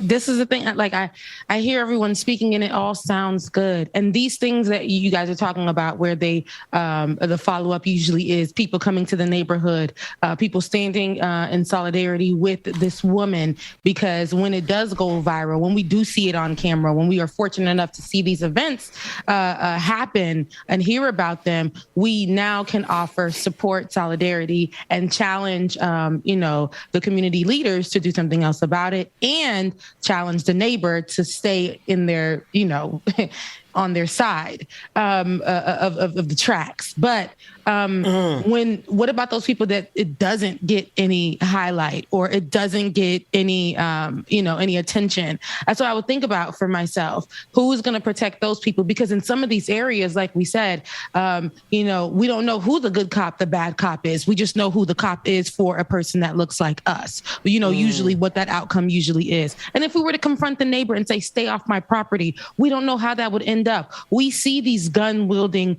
neighbors usually for doing the slightest thing. So playing music might lead you to dying, might lead you to getting murdered, or lies may happen and say that she's in there selling drugs. We've seen a woman on a bicycle, a nosy neighbor was out there, a woman who lives in the neighborhood who just rides her bicycle to the front of the street so that she doesn't even have anybody come into her house physically. She sells hair. And she's selling hair on her cute little bicycle, and the neighbors accused her of selling drugs and would call the police on her. You see what I'm saying? Nosy neighbors all up in your business. And, and that woman, there's a video of that woman who being confronted by the nosy neighbor, and she had to remain calm that whole time. And everybody was like, if it was me. But you have to understand, if it's you as a Black person, you got to make the choice. Am I going to stay calm in this particular moment, or am I going to sit here and possibly sacrifice myself to call this woman out on just need to mind your business? And it sucks because we have to choose. There's a time and a place. Is there any video cameras watching me? Is this woman going to lie and say that I threatened her? It's just going to be a moment where she falls out like a woman in Victoria's Secret, claiming that I've done something to her. Will the law be on my side, even though there's video? So those are the things that we have to think about. It's such a long, drawn out thing for us. For me, my first thing is I'm about to whoop her ass. That's my first thing. But then I got to think about all that other stuff that comes with it. And we don't know how it'll end up for us. So it's a lot. Damn that. We ain't got to think about it. We're just going to pull up. Damn that. Because at the end of the day, I'm not going to be held hostage. And that's what's happening. In my own home. And I understand, I understand where you're coming from, Rebecca, and I do feel you, because you do have to worry about all that stuff. But if I'm going to exhaust all of my resources, and if at the end of the day, after all my resources are exhausted, then I'm going to go ahead and try to take matters into my own hand. Yeah. I'm just telling you right now, as plain and simple as I can do it. If the rules of the game is that they can play that music all night long, trust and believe there'll be a block party every weekend. It's going to be a block party up in that camp all weekend long. To the homeowners association, somebody comes out there and says, okay, we got to stop it all. Either you're going to stop it all, or we're going to play Virginia. That was in Virginia. Virginia Beach. Go ahead, sis. Go ahead. So what's funny is, I tell you guys all the time since I've moved here, when I first moved into my area, it's predominantly white. When I say predominantly white, it's predominantly white. A whole bunch of white YouTubers, right, live all around me. They play their country music. You see them on their balcony. You see them putting up, their little setups and stuff, and doing their videos, talking loudly, dogs barking all day, all night. In some instances, you hear them being intimate through the walls. boring. You hear all of those things happening, right? But if I do the slightest of anything, when I play music in another language, when I play some trap music, when I play some soul music, when I'm cleaning, when I'm walking, you know, I'm a tall girl. When I'm walking across my floor, my hardwood floors and high heels. Before I can even get to the door, a police officer I'm already being met with a police officer at the door saying, hey, there's complaints here. The other day I had to go down because they put a notice on my door. Yes, I didn't talk about this when they put a notice on my door. And I went down there with my hair wrapped up in my silk wrap. Did you have a sick bonnet on? It wasn't a bonnet. It was my silk leopard wrap. Had that thing wrapped up. Okay, guys, because I wasn't ready. I was getting my trash because we have valet trash. I was getting my trash from the door. And I said, what is this note? What is this letter? They were saying, you need to keep the noise down or else. Basically, that's the letter that I got from this place. Oh, honey, still hair was wrapped. At least I hit the toothbrush, but I just put on my slippers, okay? Didn't have time for a bra or nothing. Went down to the front. And I said, excuse me. What is this letter about? I told you guys once, twice that I will not be policed in my home by any of my neighbors. You guys are leaving a note on my door accusing me of being very noisy. There is no proof. There is nothing. What have I done? And then you said, if I do not rectify this, there will be consequences. This is a threat. What do I need to rectify first and foremost? Secondly, what would be the consequences for me so I can check you guys at the front door? I said, is there any examples? Is there anything? Because again, I've told you guys this, I will not be policed in my own home. Let me tell y'all, it was a Black woman. This management is predominantly white as well. But it was a Black woman who sat there. And I looked at her and she looked at me, honey. I spoke through my mask because at least I had time to grab a mask. I spoke through my mask and she was just looking at me and she was like, I hear your frustration. I said, cut it. I cut it, ma'am. There is no frustration here. This is not. I'm asking you a legit question. Okay. I know you're new. I said, I know you're new and everything like that, but there was a threat posted on my door. Right. There was no, who am I holding accountable? And why are you guys holding me accountable for something that you don't even know if I did or did not do? Did my whole row down my hallway get any letters? Because we don't know who was the ones making the noise, who's making the complaint. You're just going off of what they say and you placed a letter on my door. And then she was just like, again, I said, I don't want to hear that you hear my frustration. If there is nothing that you can prove that I've done, do not put another letter on my door. There was no phone call made to me. There was no meeting that was had. There was no proof of me doing anything that there is no claim of what I am doing specifically. And there's no proof because these neighbors have said that I did something. You guys posted something on my door and threatened me. I told her I will not move from my place and I will not be policed in my home. You're going to hear that every single time from me. But Queen, what you experienced in the video that we saw, this is why I say reason and stupid cannot have a conversation. The two of them cannot converse with each other. So I remember when I was in Auburn, Washington, right? And I was president of the Seattle branch of the NAACP. We had just moved into, my family and I had just moved into this beautiful home, end of the cul-de-sac, wetlands behind us, and we had a neighbor on the left side of us if you're looking at the front of the house. So this guy would see me on TV all the time, older white guy, right, with a cane. So he goes up to the homeowners meeting, and my wife says something, I don't know what the topic of conversation is, but she comes back home to me and she tells me that Crazy Man, because that's what we started calling him, Crazy Man spoke to her in a very threatening manner. So I came outside, and I was working outside, and Crazy Man walked out. And I took a page from Bubba's handbook, see. I just reached over to Crazy Man and I said to him, should you ever speak to my wife in such a disrespectful tone, I swear to you, as God is my witness, with every piece of DNA inside of me, I will whoop your monkey ass. Crazy Man ain't never spoke to my family or anybody else that lived in that house ever again. See, sometimes you got to understand, ain't no need in trying to apply reason to stupidity. What this sister has gone through, Sister Queen, what you were going through, that is the quintessential meaning of stupidity. And sometimes, even if I'm in a white suit, I don't mind getting in that pig pen and getting a little nasty with you. Just understand that. Like it or not. Or not. It's been too long. It's been a long. Listen, I got one more clip to. Go ahead, James. I was going to say, Rebecca, this property management company that are owned by your apartments. Yes, and I've reached out to them. I've already sent them. Corporate, That's when it actually calmed down, is when I reached out to corporate. But honey, I was this letter on my door, and then the instant of me, having the black woman police officer come here and was like, "Girl, you black. You know how they be out here. You know how they be out here." And just having that experience, I was like, I don't want to live like that. So y'all all, can kiss my ass, essentially. like, please. But what's the funny? Whole ass. I like how, the entire. I like how, you guys can say, you can step up to these people. I've been that woman to step up to, I don't play. I step up to the neighbors. It's funny because one has a sign that she just put on her door. We are licensed to carry and we don't give a damn to shoot. Like, they'll shoot, right? And then you got another one who has the American flag, right? Just out on the door. That's too much stress. That's too much stress every morning. It's a lot, but that's a lot.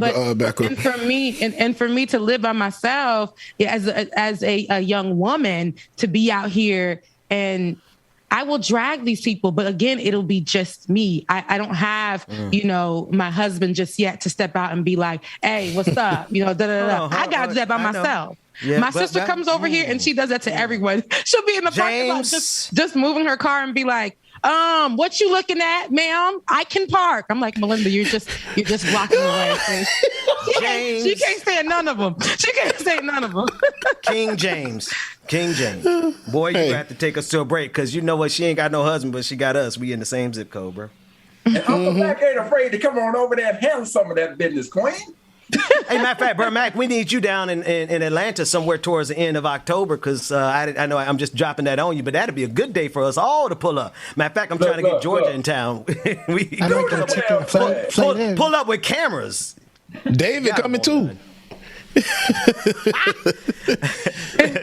Listen, David could be the verbal person to start off. Rebecca. Now, once they start going crazy, now we'd be like, "Move, David. Now what's up?" Okay, David, that's enough, David. Move. Well, you gotta you listen, David. Do you remember when you and I, we're gonna go to a break, DJ Exclusive. We're gonna go to a break. We're gonna do the not the happy hour. We're gonna do the after party live, because Brother Mac is in the house, and Brother Mac, we ultimately at the end of the day, we still don't give a damn. We're gonna be us in a few seconds here. But David, do you remember when we pulled up to New York to go have a meeting at that media company, and I got you and Max, the only two white people in my whole squad, and I told y'all, just sit at the table and look serious, because that's all I needed was some white people at the table with me to let them know that we ain't playing with them. Because, hey, let's be real. Sometimes, Rebecca, what you said, no, it was James said, we got to pull up with some white people with us too. So we're going to pull up, Brother Mac, with the sound system from DJ Exclusive. I'm thinking about the Virginia story here. We're going to pull up with the sound system from DJ Exclusive in Virginia until 4 o'clock in the morning. And then we're going to pull up to Rebecca, to your neighborhood. Because I'm not liking the energy that they putting on you right now. Oh, no, we have to deal with it. Yeah. And we mean it in Jesus' name. But here's the other thing. James, take us to a break. You got to come to the South Side, because I ain't experienced nothing like that down here with all these black folks in this city that is so fair that I live in. Yeah, you'd be surprised. I was gonna say my ex-partner, he lives across the way of Lenox, and every day, honey. A little them black folks, the elite blacks. You funny. The elite blacks. Wait, who said elite? The elite blacks. Rebecca ain't lying. Honey. Them elite blacks. The Buckheads in the midtowns. Sweetie, they will call the police. Y'all said Ben living out there with the Hawks and the Falcons. I said come down south. I said come down south. They will call the police if you walk up their dog. Hold on now. Elites down there too, Ben. Elites, boy, bro. Down that way, South Carolina, man. Listen, let me. James, take us. Dwayne, yes. Ben talking about them be the main ones who got there trying to be want to go. Bro, I thought we was cool. You gonna make me come on there and slap your ass. I'm trying to help Rebecca's gentrifying ass to come back down here where black folks at. No, go to break, James. This whole area, Woodstock gonna fire me.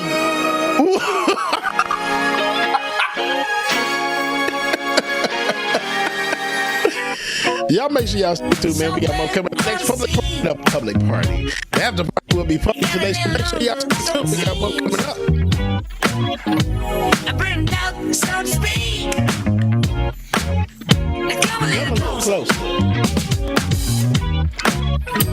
feel a little light in the light track. I felt a bit of bad, but I came back. Still a little light. All right, good morning, everybody. Again, make sure that you stay tuned and hit that like button if you have not already. Hit that like button, hit that like button, hit that like button, and share with a friend. Make sure that you share, y'all. Comment as well, too. Shout out to everybody that's streaming Twitch, Twitter, YouTube, Facebook, wherever you're streaming from. It's Mern Team. Yes, this microphone is tripping, y'all. Oh. Really nothing I can do about it. Sorry.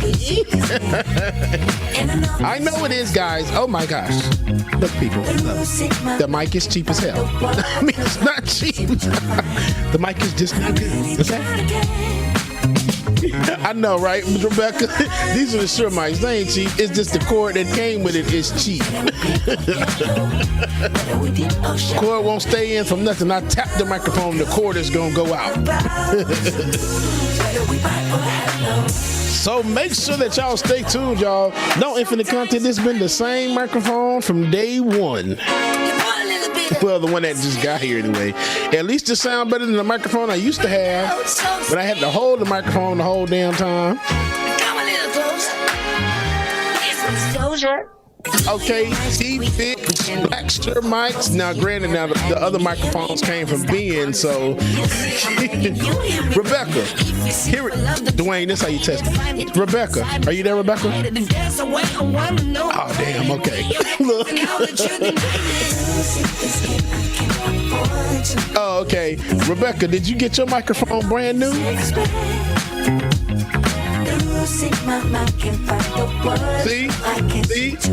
See, you know what they did to the DJ?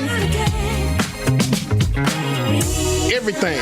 Being over there got new shit. Y'all know what I got? I got the hand-me-downs. The camera was somebody's, the microphone was somebody's. I had breath still on the microphone when I got it.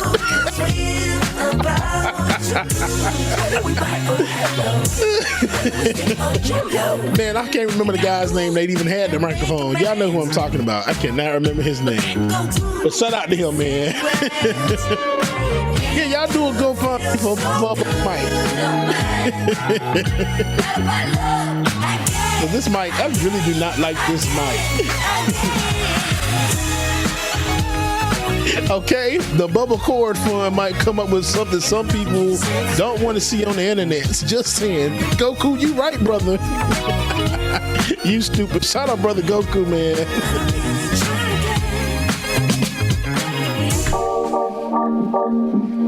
But not for real, I do need another cord for this thing. It's the micro USB. They so small and it's just so flimsy that you tap it, like I said, it's gonna stop everything.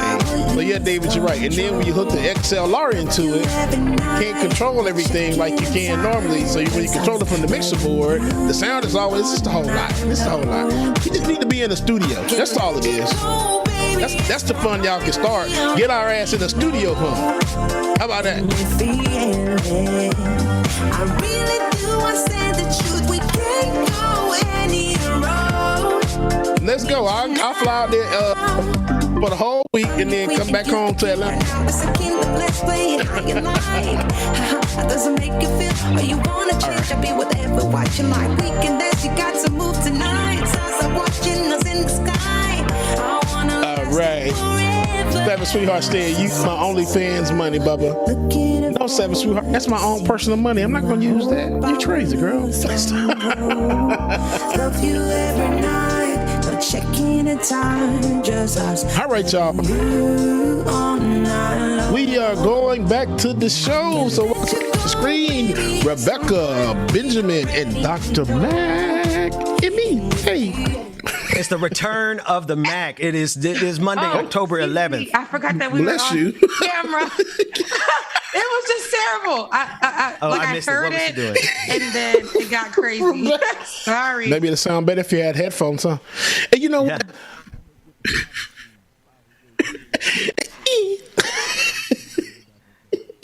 I didn't know. Rebecca, can I have your headphones? Because I have a short in my left one. Bro, wait a minute. Did we get because I got a short in my left side too. That's why I got on these today. See, anyway, that's why I keep pressing these. Everybody said, "Is it something wrong with these headphones?"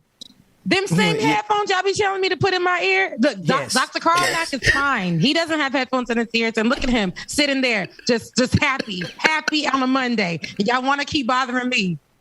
But Queen, I'm gonna just tell you why I'm happy, because I didn't say this to you earlier, but damn it, girl, you look regal. Oh, thank you. Come on, regal. Yeah, regal. Like Beanie Siegel. There is no equal. You better drop that lyric there, Brother Mac. Well, just talking with that goatee, looking regal. Right. Dr. Mac scoring in the goatee. Listen, I do feel regal. Thank you so much. Look, she got the man flowing, got the big loops on, got the whole right.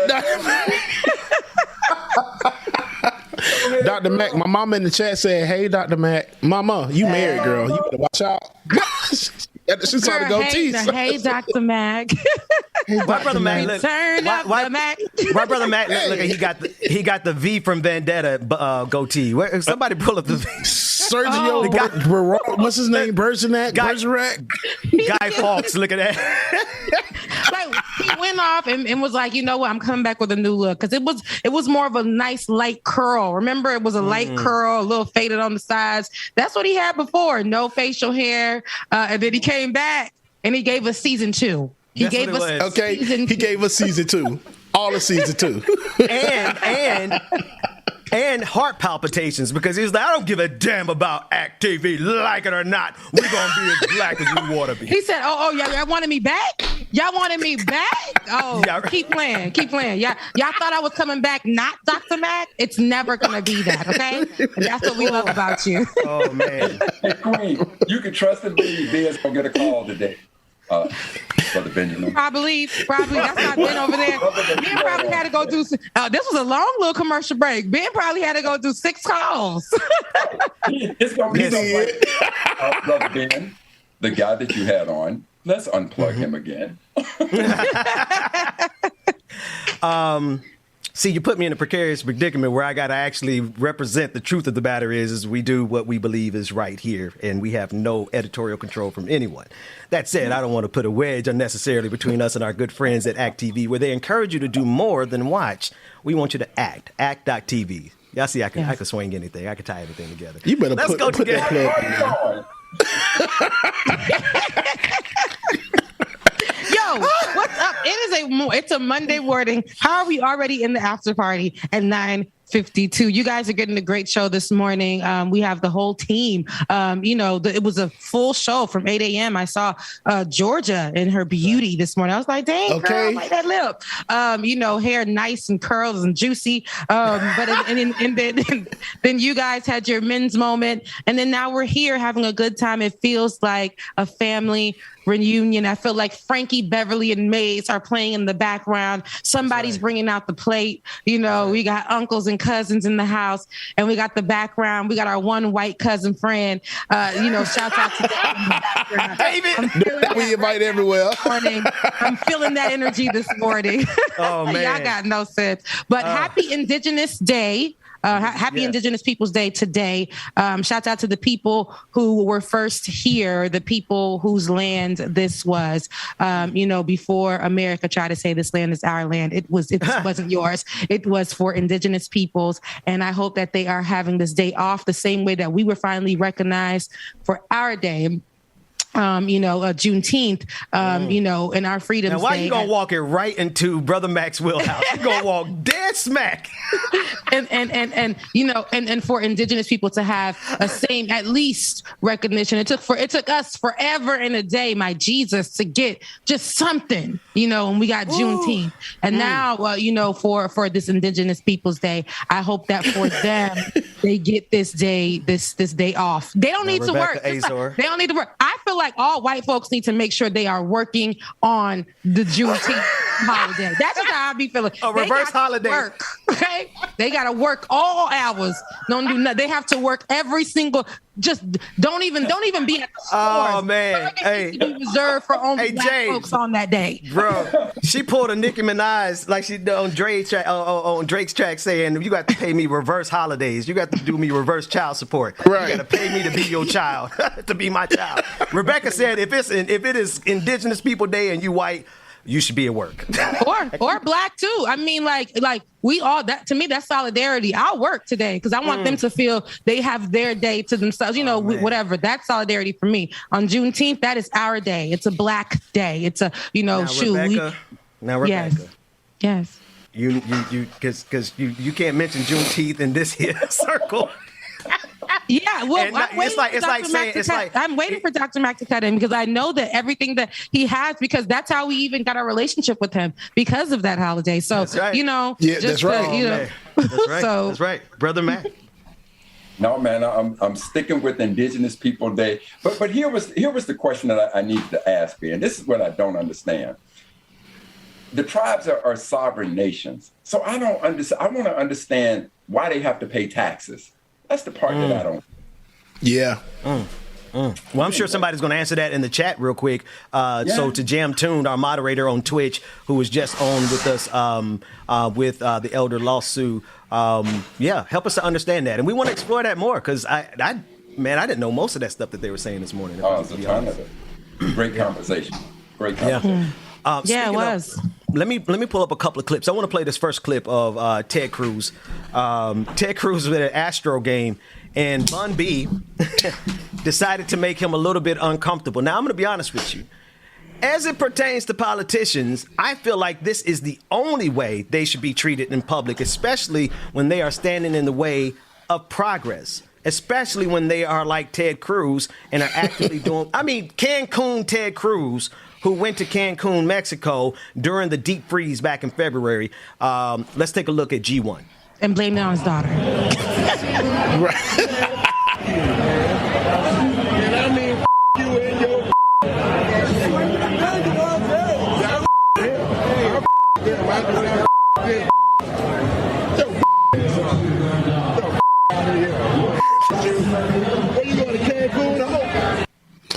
It was so many beeps you couldn't understand it. We should have just left it uncensored. It's much better that way. Wait, we in the after party. Do we have the uncensored version? Because there was like every other word. Let's get the uncensored version. Like the Shade Rooms postings. You can't hear a thing when they post a song. It'd be like the whole thing is like bleep bleep. Well, what did I listen to? What am I looking for in this content? I don't know.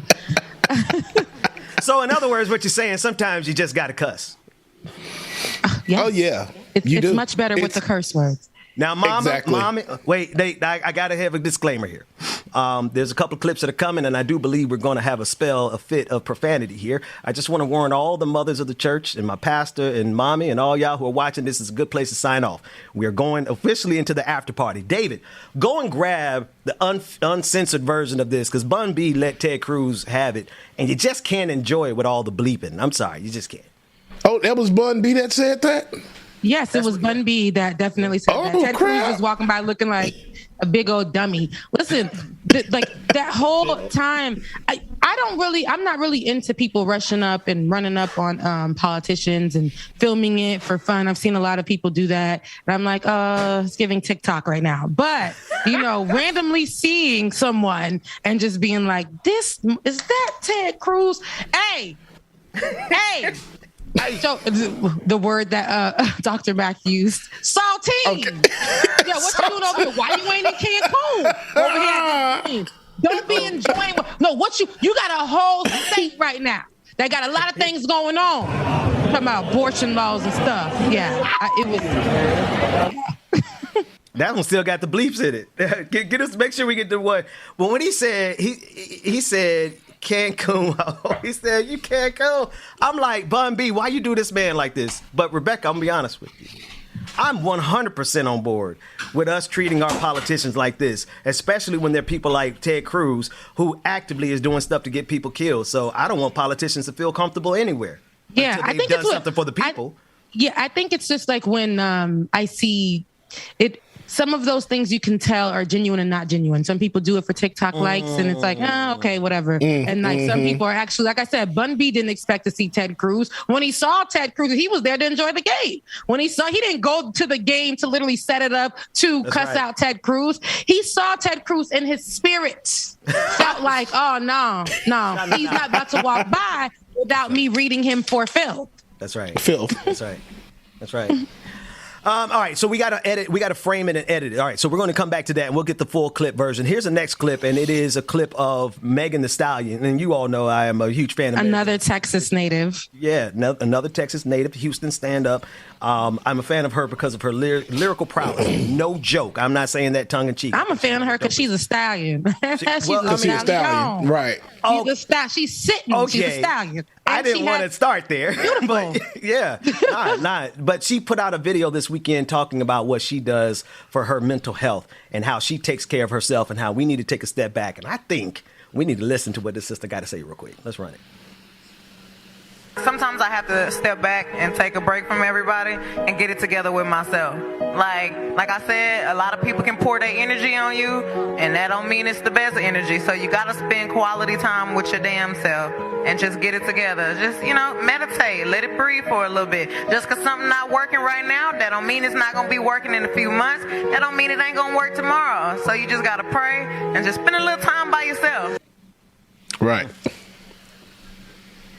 Listen, first of all, she looks amazing, but what she's saying is true. A lot of what she's been through has been, in the media. Of course, she chose that life. She chose that, music or whatever. So okay. So my job is texting me. So for it, seeing her talk about mental health is very important. We know through the pandemic, even before the pandemic, she went through losing her mother, right? And then she went through being in a public dispute with her alleged former lover, Tory Lanez, being shot in the foot.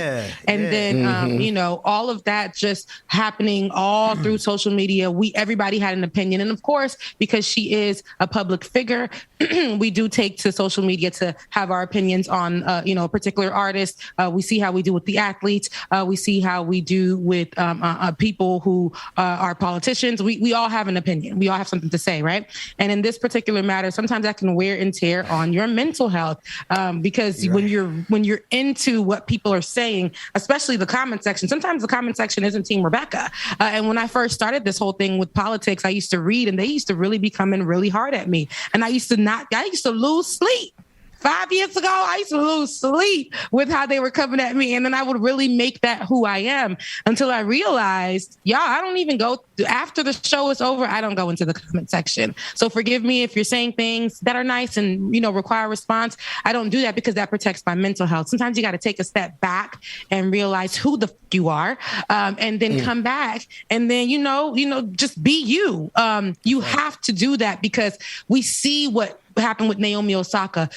When you are down mentally, you are willing to strip yourself from everything that people expect of you. Where sometimes you're leaving millions of dollars on the line.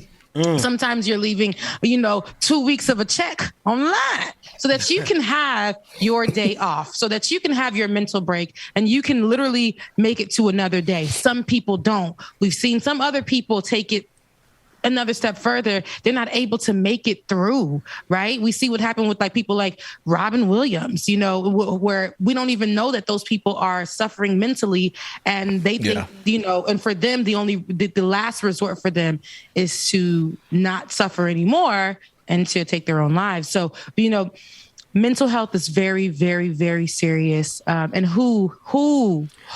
Because I don't like when these corporations and these jobs be the ones to tell you, you're not mentally ill enough for me. You're not sick enough. If you're not on a certain drug, we cannot give you that day off. And I can tell you last year, I talked about this on the show. Last year, I had a really hard time with the pandemic. I had a hard time just dealing with not being alone. I had a hard time not knowing what the world was going to look like for me. Am I going to be sick? Am I sick? I can't touch anybody. I can't call anybody. Just having to be around one person, and then the arguments then, it's just like, it was just so stressful. And then the job threatening us to have to go back in. That fear was ridiculous for me. Yeah. I had to take a break, then starting up this show. All of that weighed on me. It was very stressful, not knowing how I was going to be able to balance that out, having to build our teams again. All of that was just happening in one time. And it was very, very, very, I can't lie, it was very stressful for me. Don't remind me of the stress. It's post-traumatic. And my job told me, I went into therapy. I had to go into therapy because I was not sleeping at all. And they tried to put me on, drugs or whatever. And they're like, girl, you got this, and this, right? And I was like, well, how do I help it? And they were like, okay, we're going to put you on some drugs. And I remember calling you, Ben. I'm like, I don't want to be on no drugs. I just really want to get some sleep and wake up and not feel anxious anymore that something bad is going to happen. Yeah, I remember. And try to have happy feelings without being on drugs. But my job literally told me, you're not sick enough. Even though you were prescribed these drugs and this and this and this, and this is extreme in this case, it's not sick enough for us. You can come into work.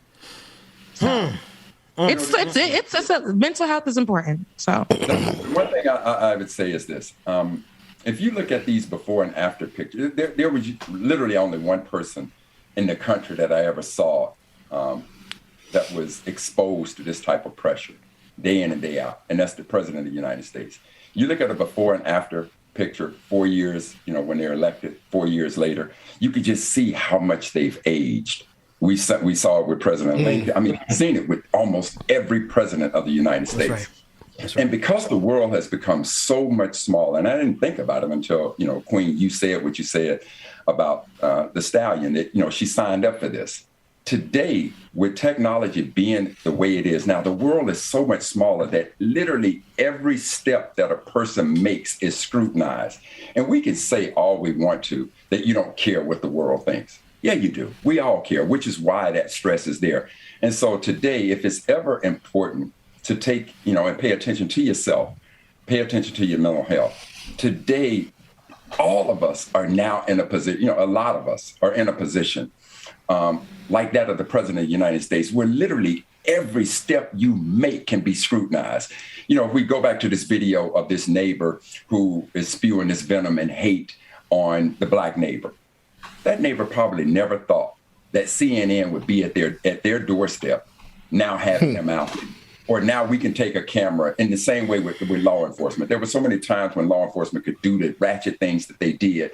But now with the advent of technology, every step that we make is scrutinized. I cannot imagine being an athlete, an entertainer, or somebody that's very high profile, and literally every step you make, everything that you do is scrutinized. That kind of pressure must be enormous. So for those who can rationalize and realize, I need to just unplug, I need to step away, God bless you, because, that pressure is enormous. Yeah, for sure. For sure. You guys have said so many important things, and there's a lot for us to reflect on. But the thing, Rebecca, and forgive me, that stood out the most is the fact that you said that Megan Thee Stallion used to date what's his name? Tory Lanez. Tory Lanez. Wait, Megan Thee Stallion's like 5'10". Tory Lanez is like 5'3". Megan. That's all right. That's all right. Ben, you about to say that? Back I'm 5'7". So you're saying there's a chance? Yeah, there's an opportunity for everybody. So you're saying is I have a chance. Yes. With my wife, who's watching the show right now. Run that clip of Bun B embarrassing the hell out of Ted Cruz. We got the full format now, unedited. If you're sensitive to profanity, then you're really not going to be able to enjoy this clip as much as we're about to. Let's run it.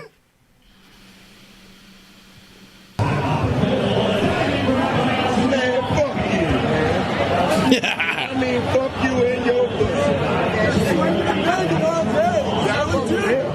fuck with them. I do not fuck with this bitch. Check this out. The fuck out of here. Where you going to Cancun? He said, where you going, to Cancun? All right, y'all. Listen, it is 10:08. It is Monday. It is Monday, not Tuesday, October 11, 2021. I am so glad to have Brother Mac back on the screen with us. Brother Mac, we've missed you. We're in the after party. Like, I know you and I have been talking pretty extensively. We've been keeping up with each other. But what's going on with you? Especially because one of the things I want to get back to is doing our moment in Black history and understanding and contextualizing our experiences based on what we have going on in the past. So what you doing now in terms of history, Brother Mac? Well, I just finished editing the calendar that I sent to you all, 366 days of outstanding events and people, men and women out of Black history. Oh, did we have the exclusive on that? We had the exclusive? We had the... Before it came out? No. The copy that I sent to each of you, right? So you have an idea of what that looks like, 366 days of Black history. So the part about the calendar that was disappointing to me was that I didn't have an equal representation of women. So I went back and I did a calendar, 366 days. It's all Black women, right? And so Captain Barnes, who you all know, Captain Barnes did a magnificent job of editing the calendar for me. So he and I went through just hours and hours and hours of doing the editing. So that piece came into fruition. The calendar that you all have, I think I mentioned it to you before, that Google, I did a licensing agreement with Google that can extend for 3 years. So Google sent me a paycheck and I sent Mama a paycheck to get her house renovated. So come on now, somebody. That's kind of what was going on with that. And then, unplugging, I decided, because of that little COVID weight I got, I needed to get back in the gym. So I've been spending a lot of time. Speaking of COVID weight. My son, Jonathan, who is in the 9th grade now, I've been battling with his school district because my son is taking geometry. And I sat through the first month, I go pick him up and we talk about what's going on in geometry. And, based on what he was explaining to me, my son was doing nothing more than basic math. So I ended up calling the district and only to find out that they don't even have a qualified teacher. So I elevated that conversation all the way up to the assistant superintendent about that. So it's safe to say that Jonathan just came in and told me, Dad, they just introduced us to Pythagorean Theorem. So I say, son, so you're telling me A squared plus B squared equals C squared? He says, yeah, Dad, but is it all the time? So we came home from school one day and I drew him a line. We drew the base at 3, drew the side at 4. We squared it up, drew the hypotenuse, and proved that A squared plus B squared equals C squared. Yeah. So between all of that and going to football games and working out, I also picked up the sticks, and little baby Jesus called me out on the golf course. So I took him to 18 holes out.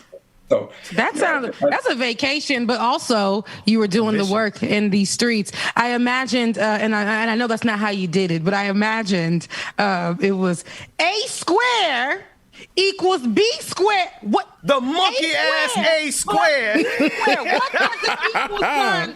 If you don't get the square root of 7 on, boy, look here. What does it? You telling me that if I have 4 apples and 2 are gone, that I have 5 left? Okay. Boy. Okay. Now we heading up to the school tomorrow. Enough is enough. I don't know what I'm paying for. That's what I was getting right there. But I will tell you this. So when I drew the base, or my son drew the base and he drew the side and he drew the hypotenuse, and we measured, we measured the 4, measured the 5, and he actually did the math. I cannot tell you how much that meant to him. So that after he did the math, we drew the lines, we drew the triangle, the right triangle, and measured the hypotenuse. And he saw the math actually work.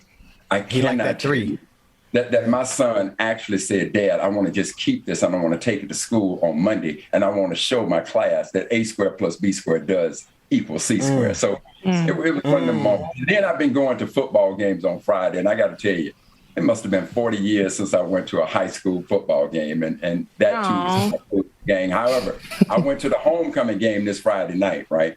And of course, the stands were packed on the home side. When I looked to the visitor side, wasn't a whole lot of folks over there. So I needed to migrate out of COVID Central over to the business side. I knew that was coming. I knew that was coming. That's my strategy. That's how I'm gonna do. That's how I'm gonna do the classic. Cause fam, you ain't gonna show up for real. So I'm gonna go sit over there in the marching band section for the 100. Cause there's gonna be a lot of empty seats. That's how I'm gonna stay safe during the classic, Rebecca. You think it's gonna be a lot of empty seats, Ben? Don't kill her. These people gonna be out there in droves because they was packed as hell during this homecoming.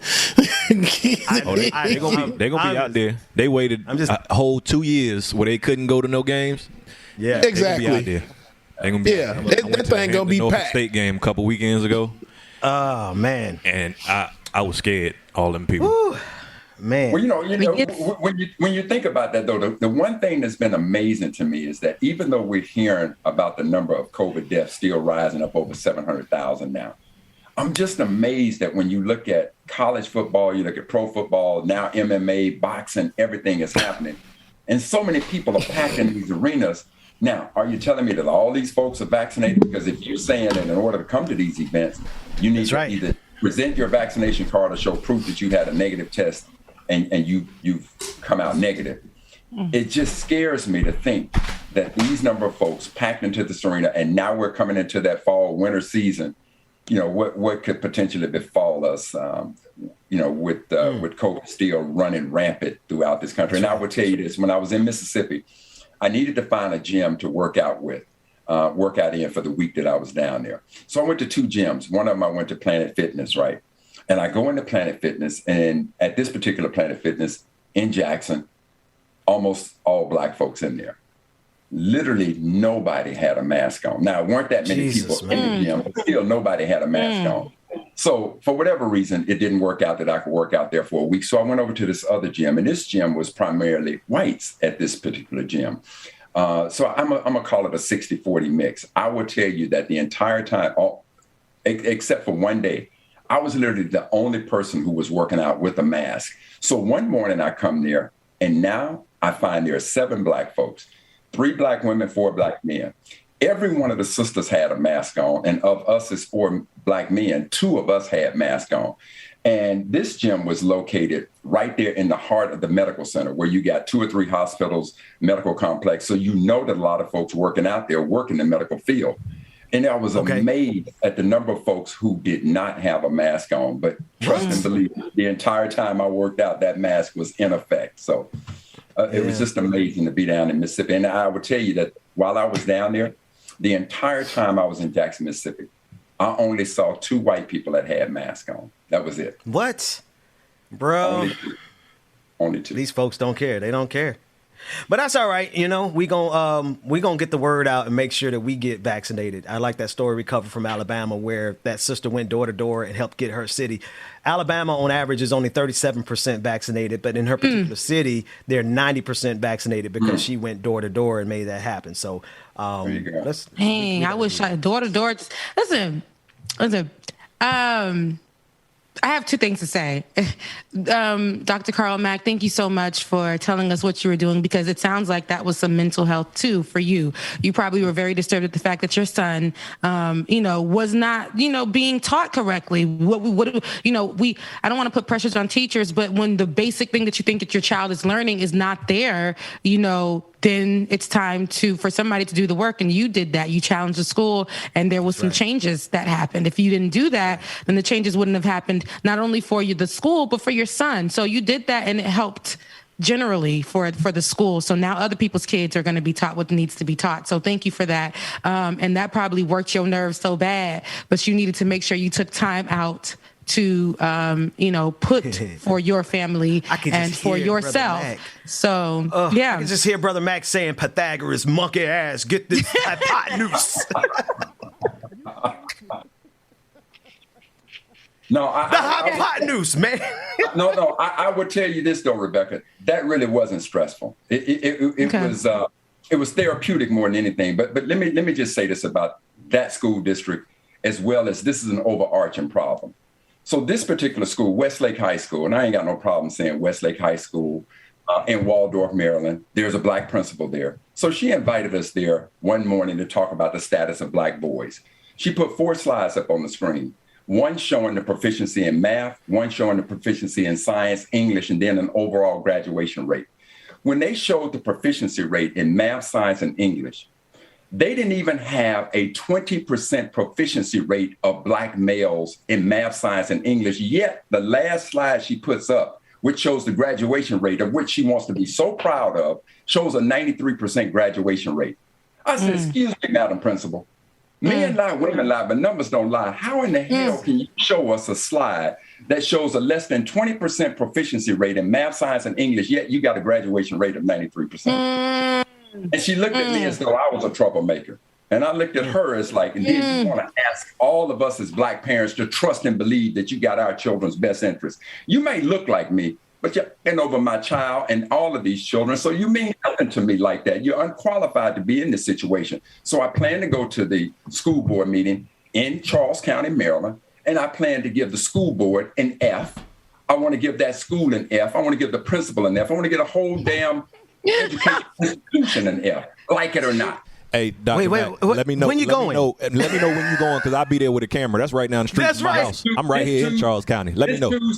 Tomorrow? I believe that the school board meeting happens on the second Tuesday of the month, which would be this Tuesday. So trust and believe. I'm going to be there.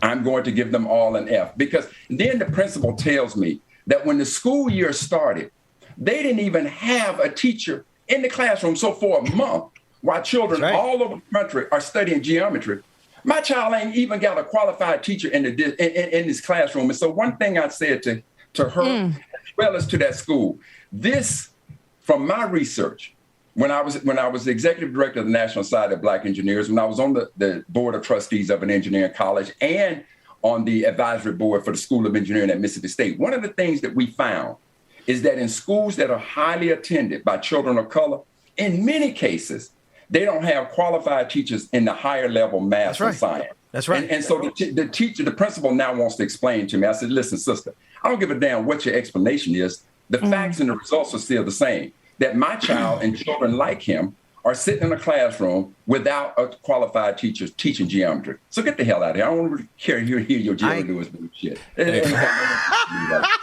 what I'm talking. Oh my God! Savage Sweetheart said, Dr. Mack, you gotta roll up in some buses like Lil Charlie Kirk. No! Hey, Bruh Mac, you want to sponsor a trip? We'll all drive up. Charlie Kirk. We'll get us a little rental and get us all up there.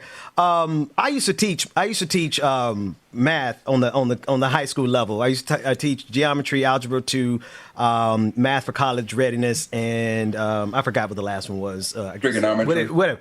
Well, no, because we couldn't get to trigonometry, Brother Mac, because they were all dropout prevention students. Or it may be pre-calculus. But anyway, go ahead.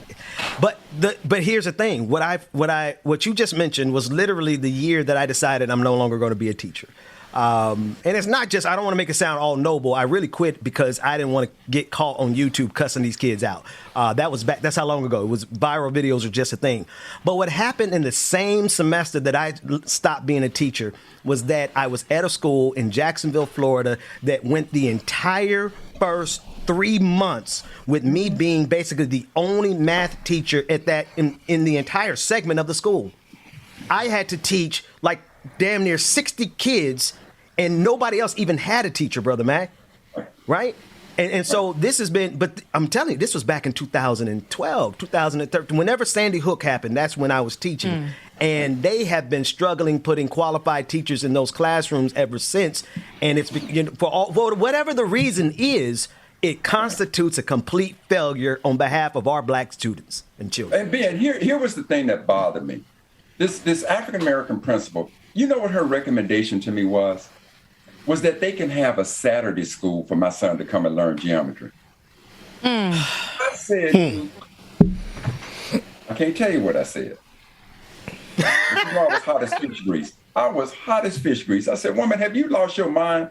You want my son to come and do Saturday? What's happening to Monday, Tuesday, Wednesday, Thursday, and Friday? Because I can guarantee you forget all over the country, but all over the world, there are children who are doing a phenomenal job of being exposed to the higher levels of geometry. And now you want to tell me that your fix for this is a Saturday school? The number of excuses that they had was appalling. But again, this is what's happening into schools highly attended by children of color. And so we must be stay on our P's and Q's to make sure that we pay attention. And this simply came, Rebecca and fam, this came because when I go pick up my son, I'm always like, what's going on in school? So, he tells me about a book he's reading and he has to write an essay. And I'm like, well, what's going to be your thesis sentence? He gives me 2 points. And I say, well, son, you need to know that a thesis sentence has 3 points in your essay. Well, Dad, I'm not sure. So we look up thesis sentence. So these are the types of conversations I have with the little man. It's always kind of cool in the game. Hey, man, that's what's up. Yeah. You know what I want to do? Before we get out of here, Rebecca, obviously you get the last word every time I try. You straighten me. Because you know whose show this is. I may not be on the marquee, but you know whose show this is. Well, that's going to do it, y'all. We thank y'all so much for tuning in today on Like It or Not in the Benjamin Dixon. Go ahead.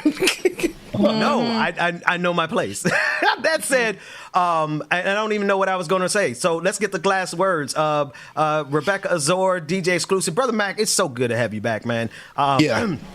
And I look forward to seeing you tomorrow. In the next day. I feel the pressure of it. Whenever you want, here it is. Whenever you want to come and kick it with us on Like It or Not, I've told you this a million times.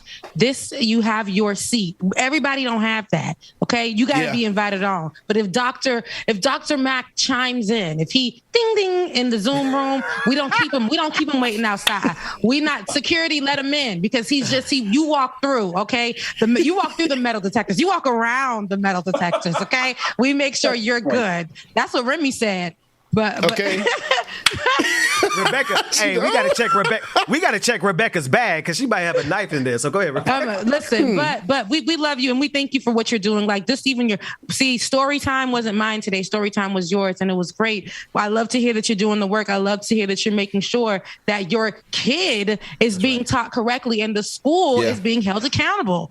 That is great. We need more parents like that. Okay, so I love that. Black dads unite. Okay, black dads and unite. Shout out to Lauren in the chat room who says she would love to have Carl Mack as her daddy. Let's go to the end of the show, folks. There's no after party. I'm going to my bed. I love you guys so much. Mean it. Happy Monday. Good energy. Yo, Bubba, take it away. Love y'all. Mean it, y'all. We will see y'all in the morning. Know that they ride or die. I keep boys by my. Thank y'all so much for tuning in today, man. Make sure that you have your ass here tomorrow. Enjoy it, y'all. Mean it. Shout out to everybody that. We are out. We will see y'all tomorrow.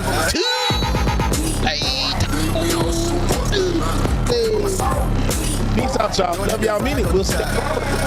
My name came up with a lot of sounds. More when I was not around. Certain people that I know, they ain't no longer about. My name came up with a lot of sounds. More when I was not around. Certain people that I know, they ain't no longer about. My name came up with a lot of sounds. More when I was not around. Certain people that I know, they ain't no longer about. My name came up with a lot of sounds. More when I was not around. Certain people that I know, they ain't no longer about. I'm an OG boy. Know that they ride or die. I keep boys by my seat. Know that they ride or die.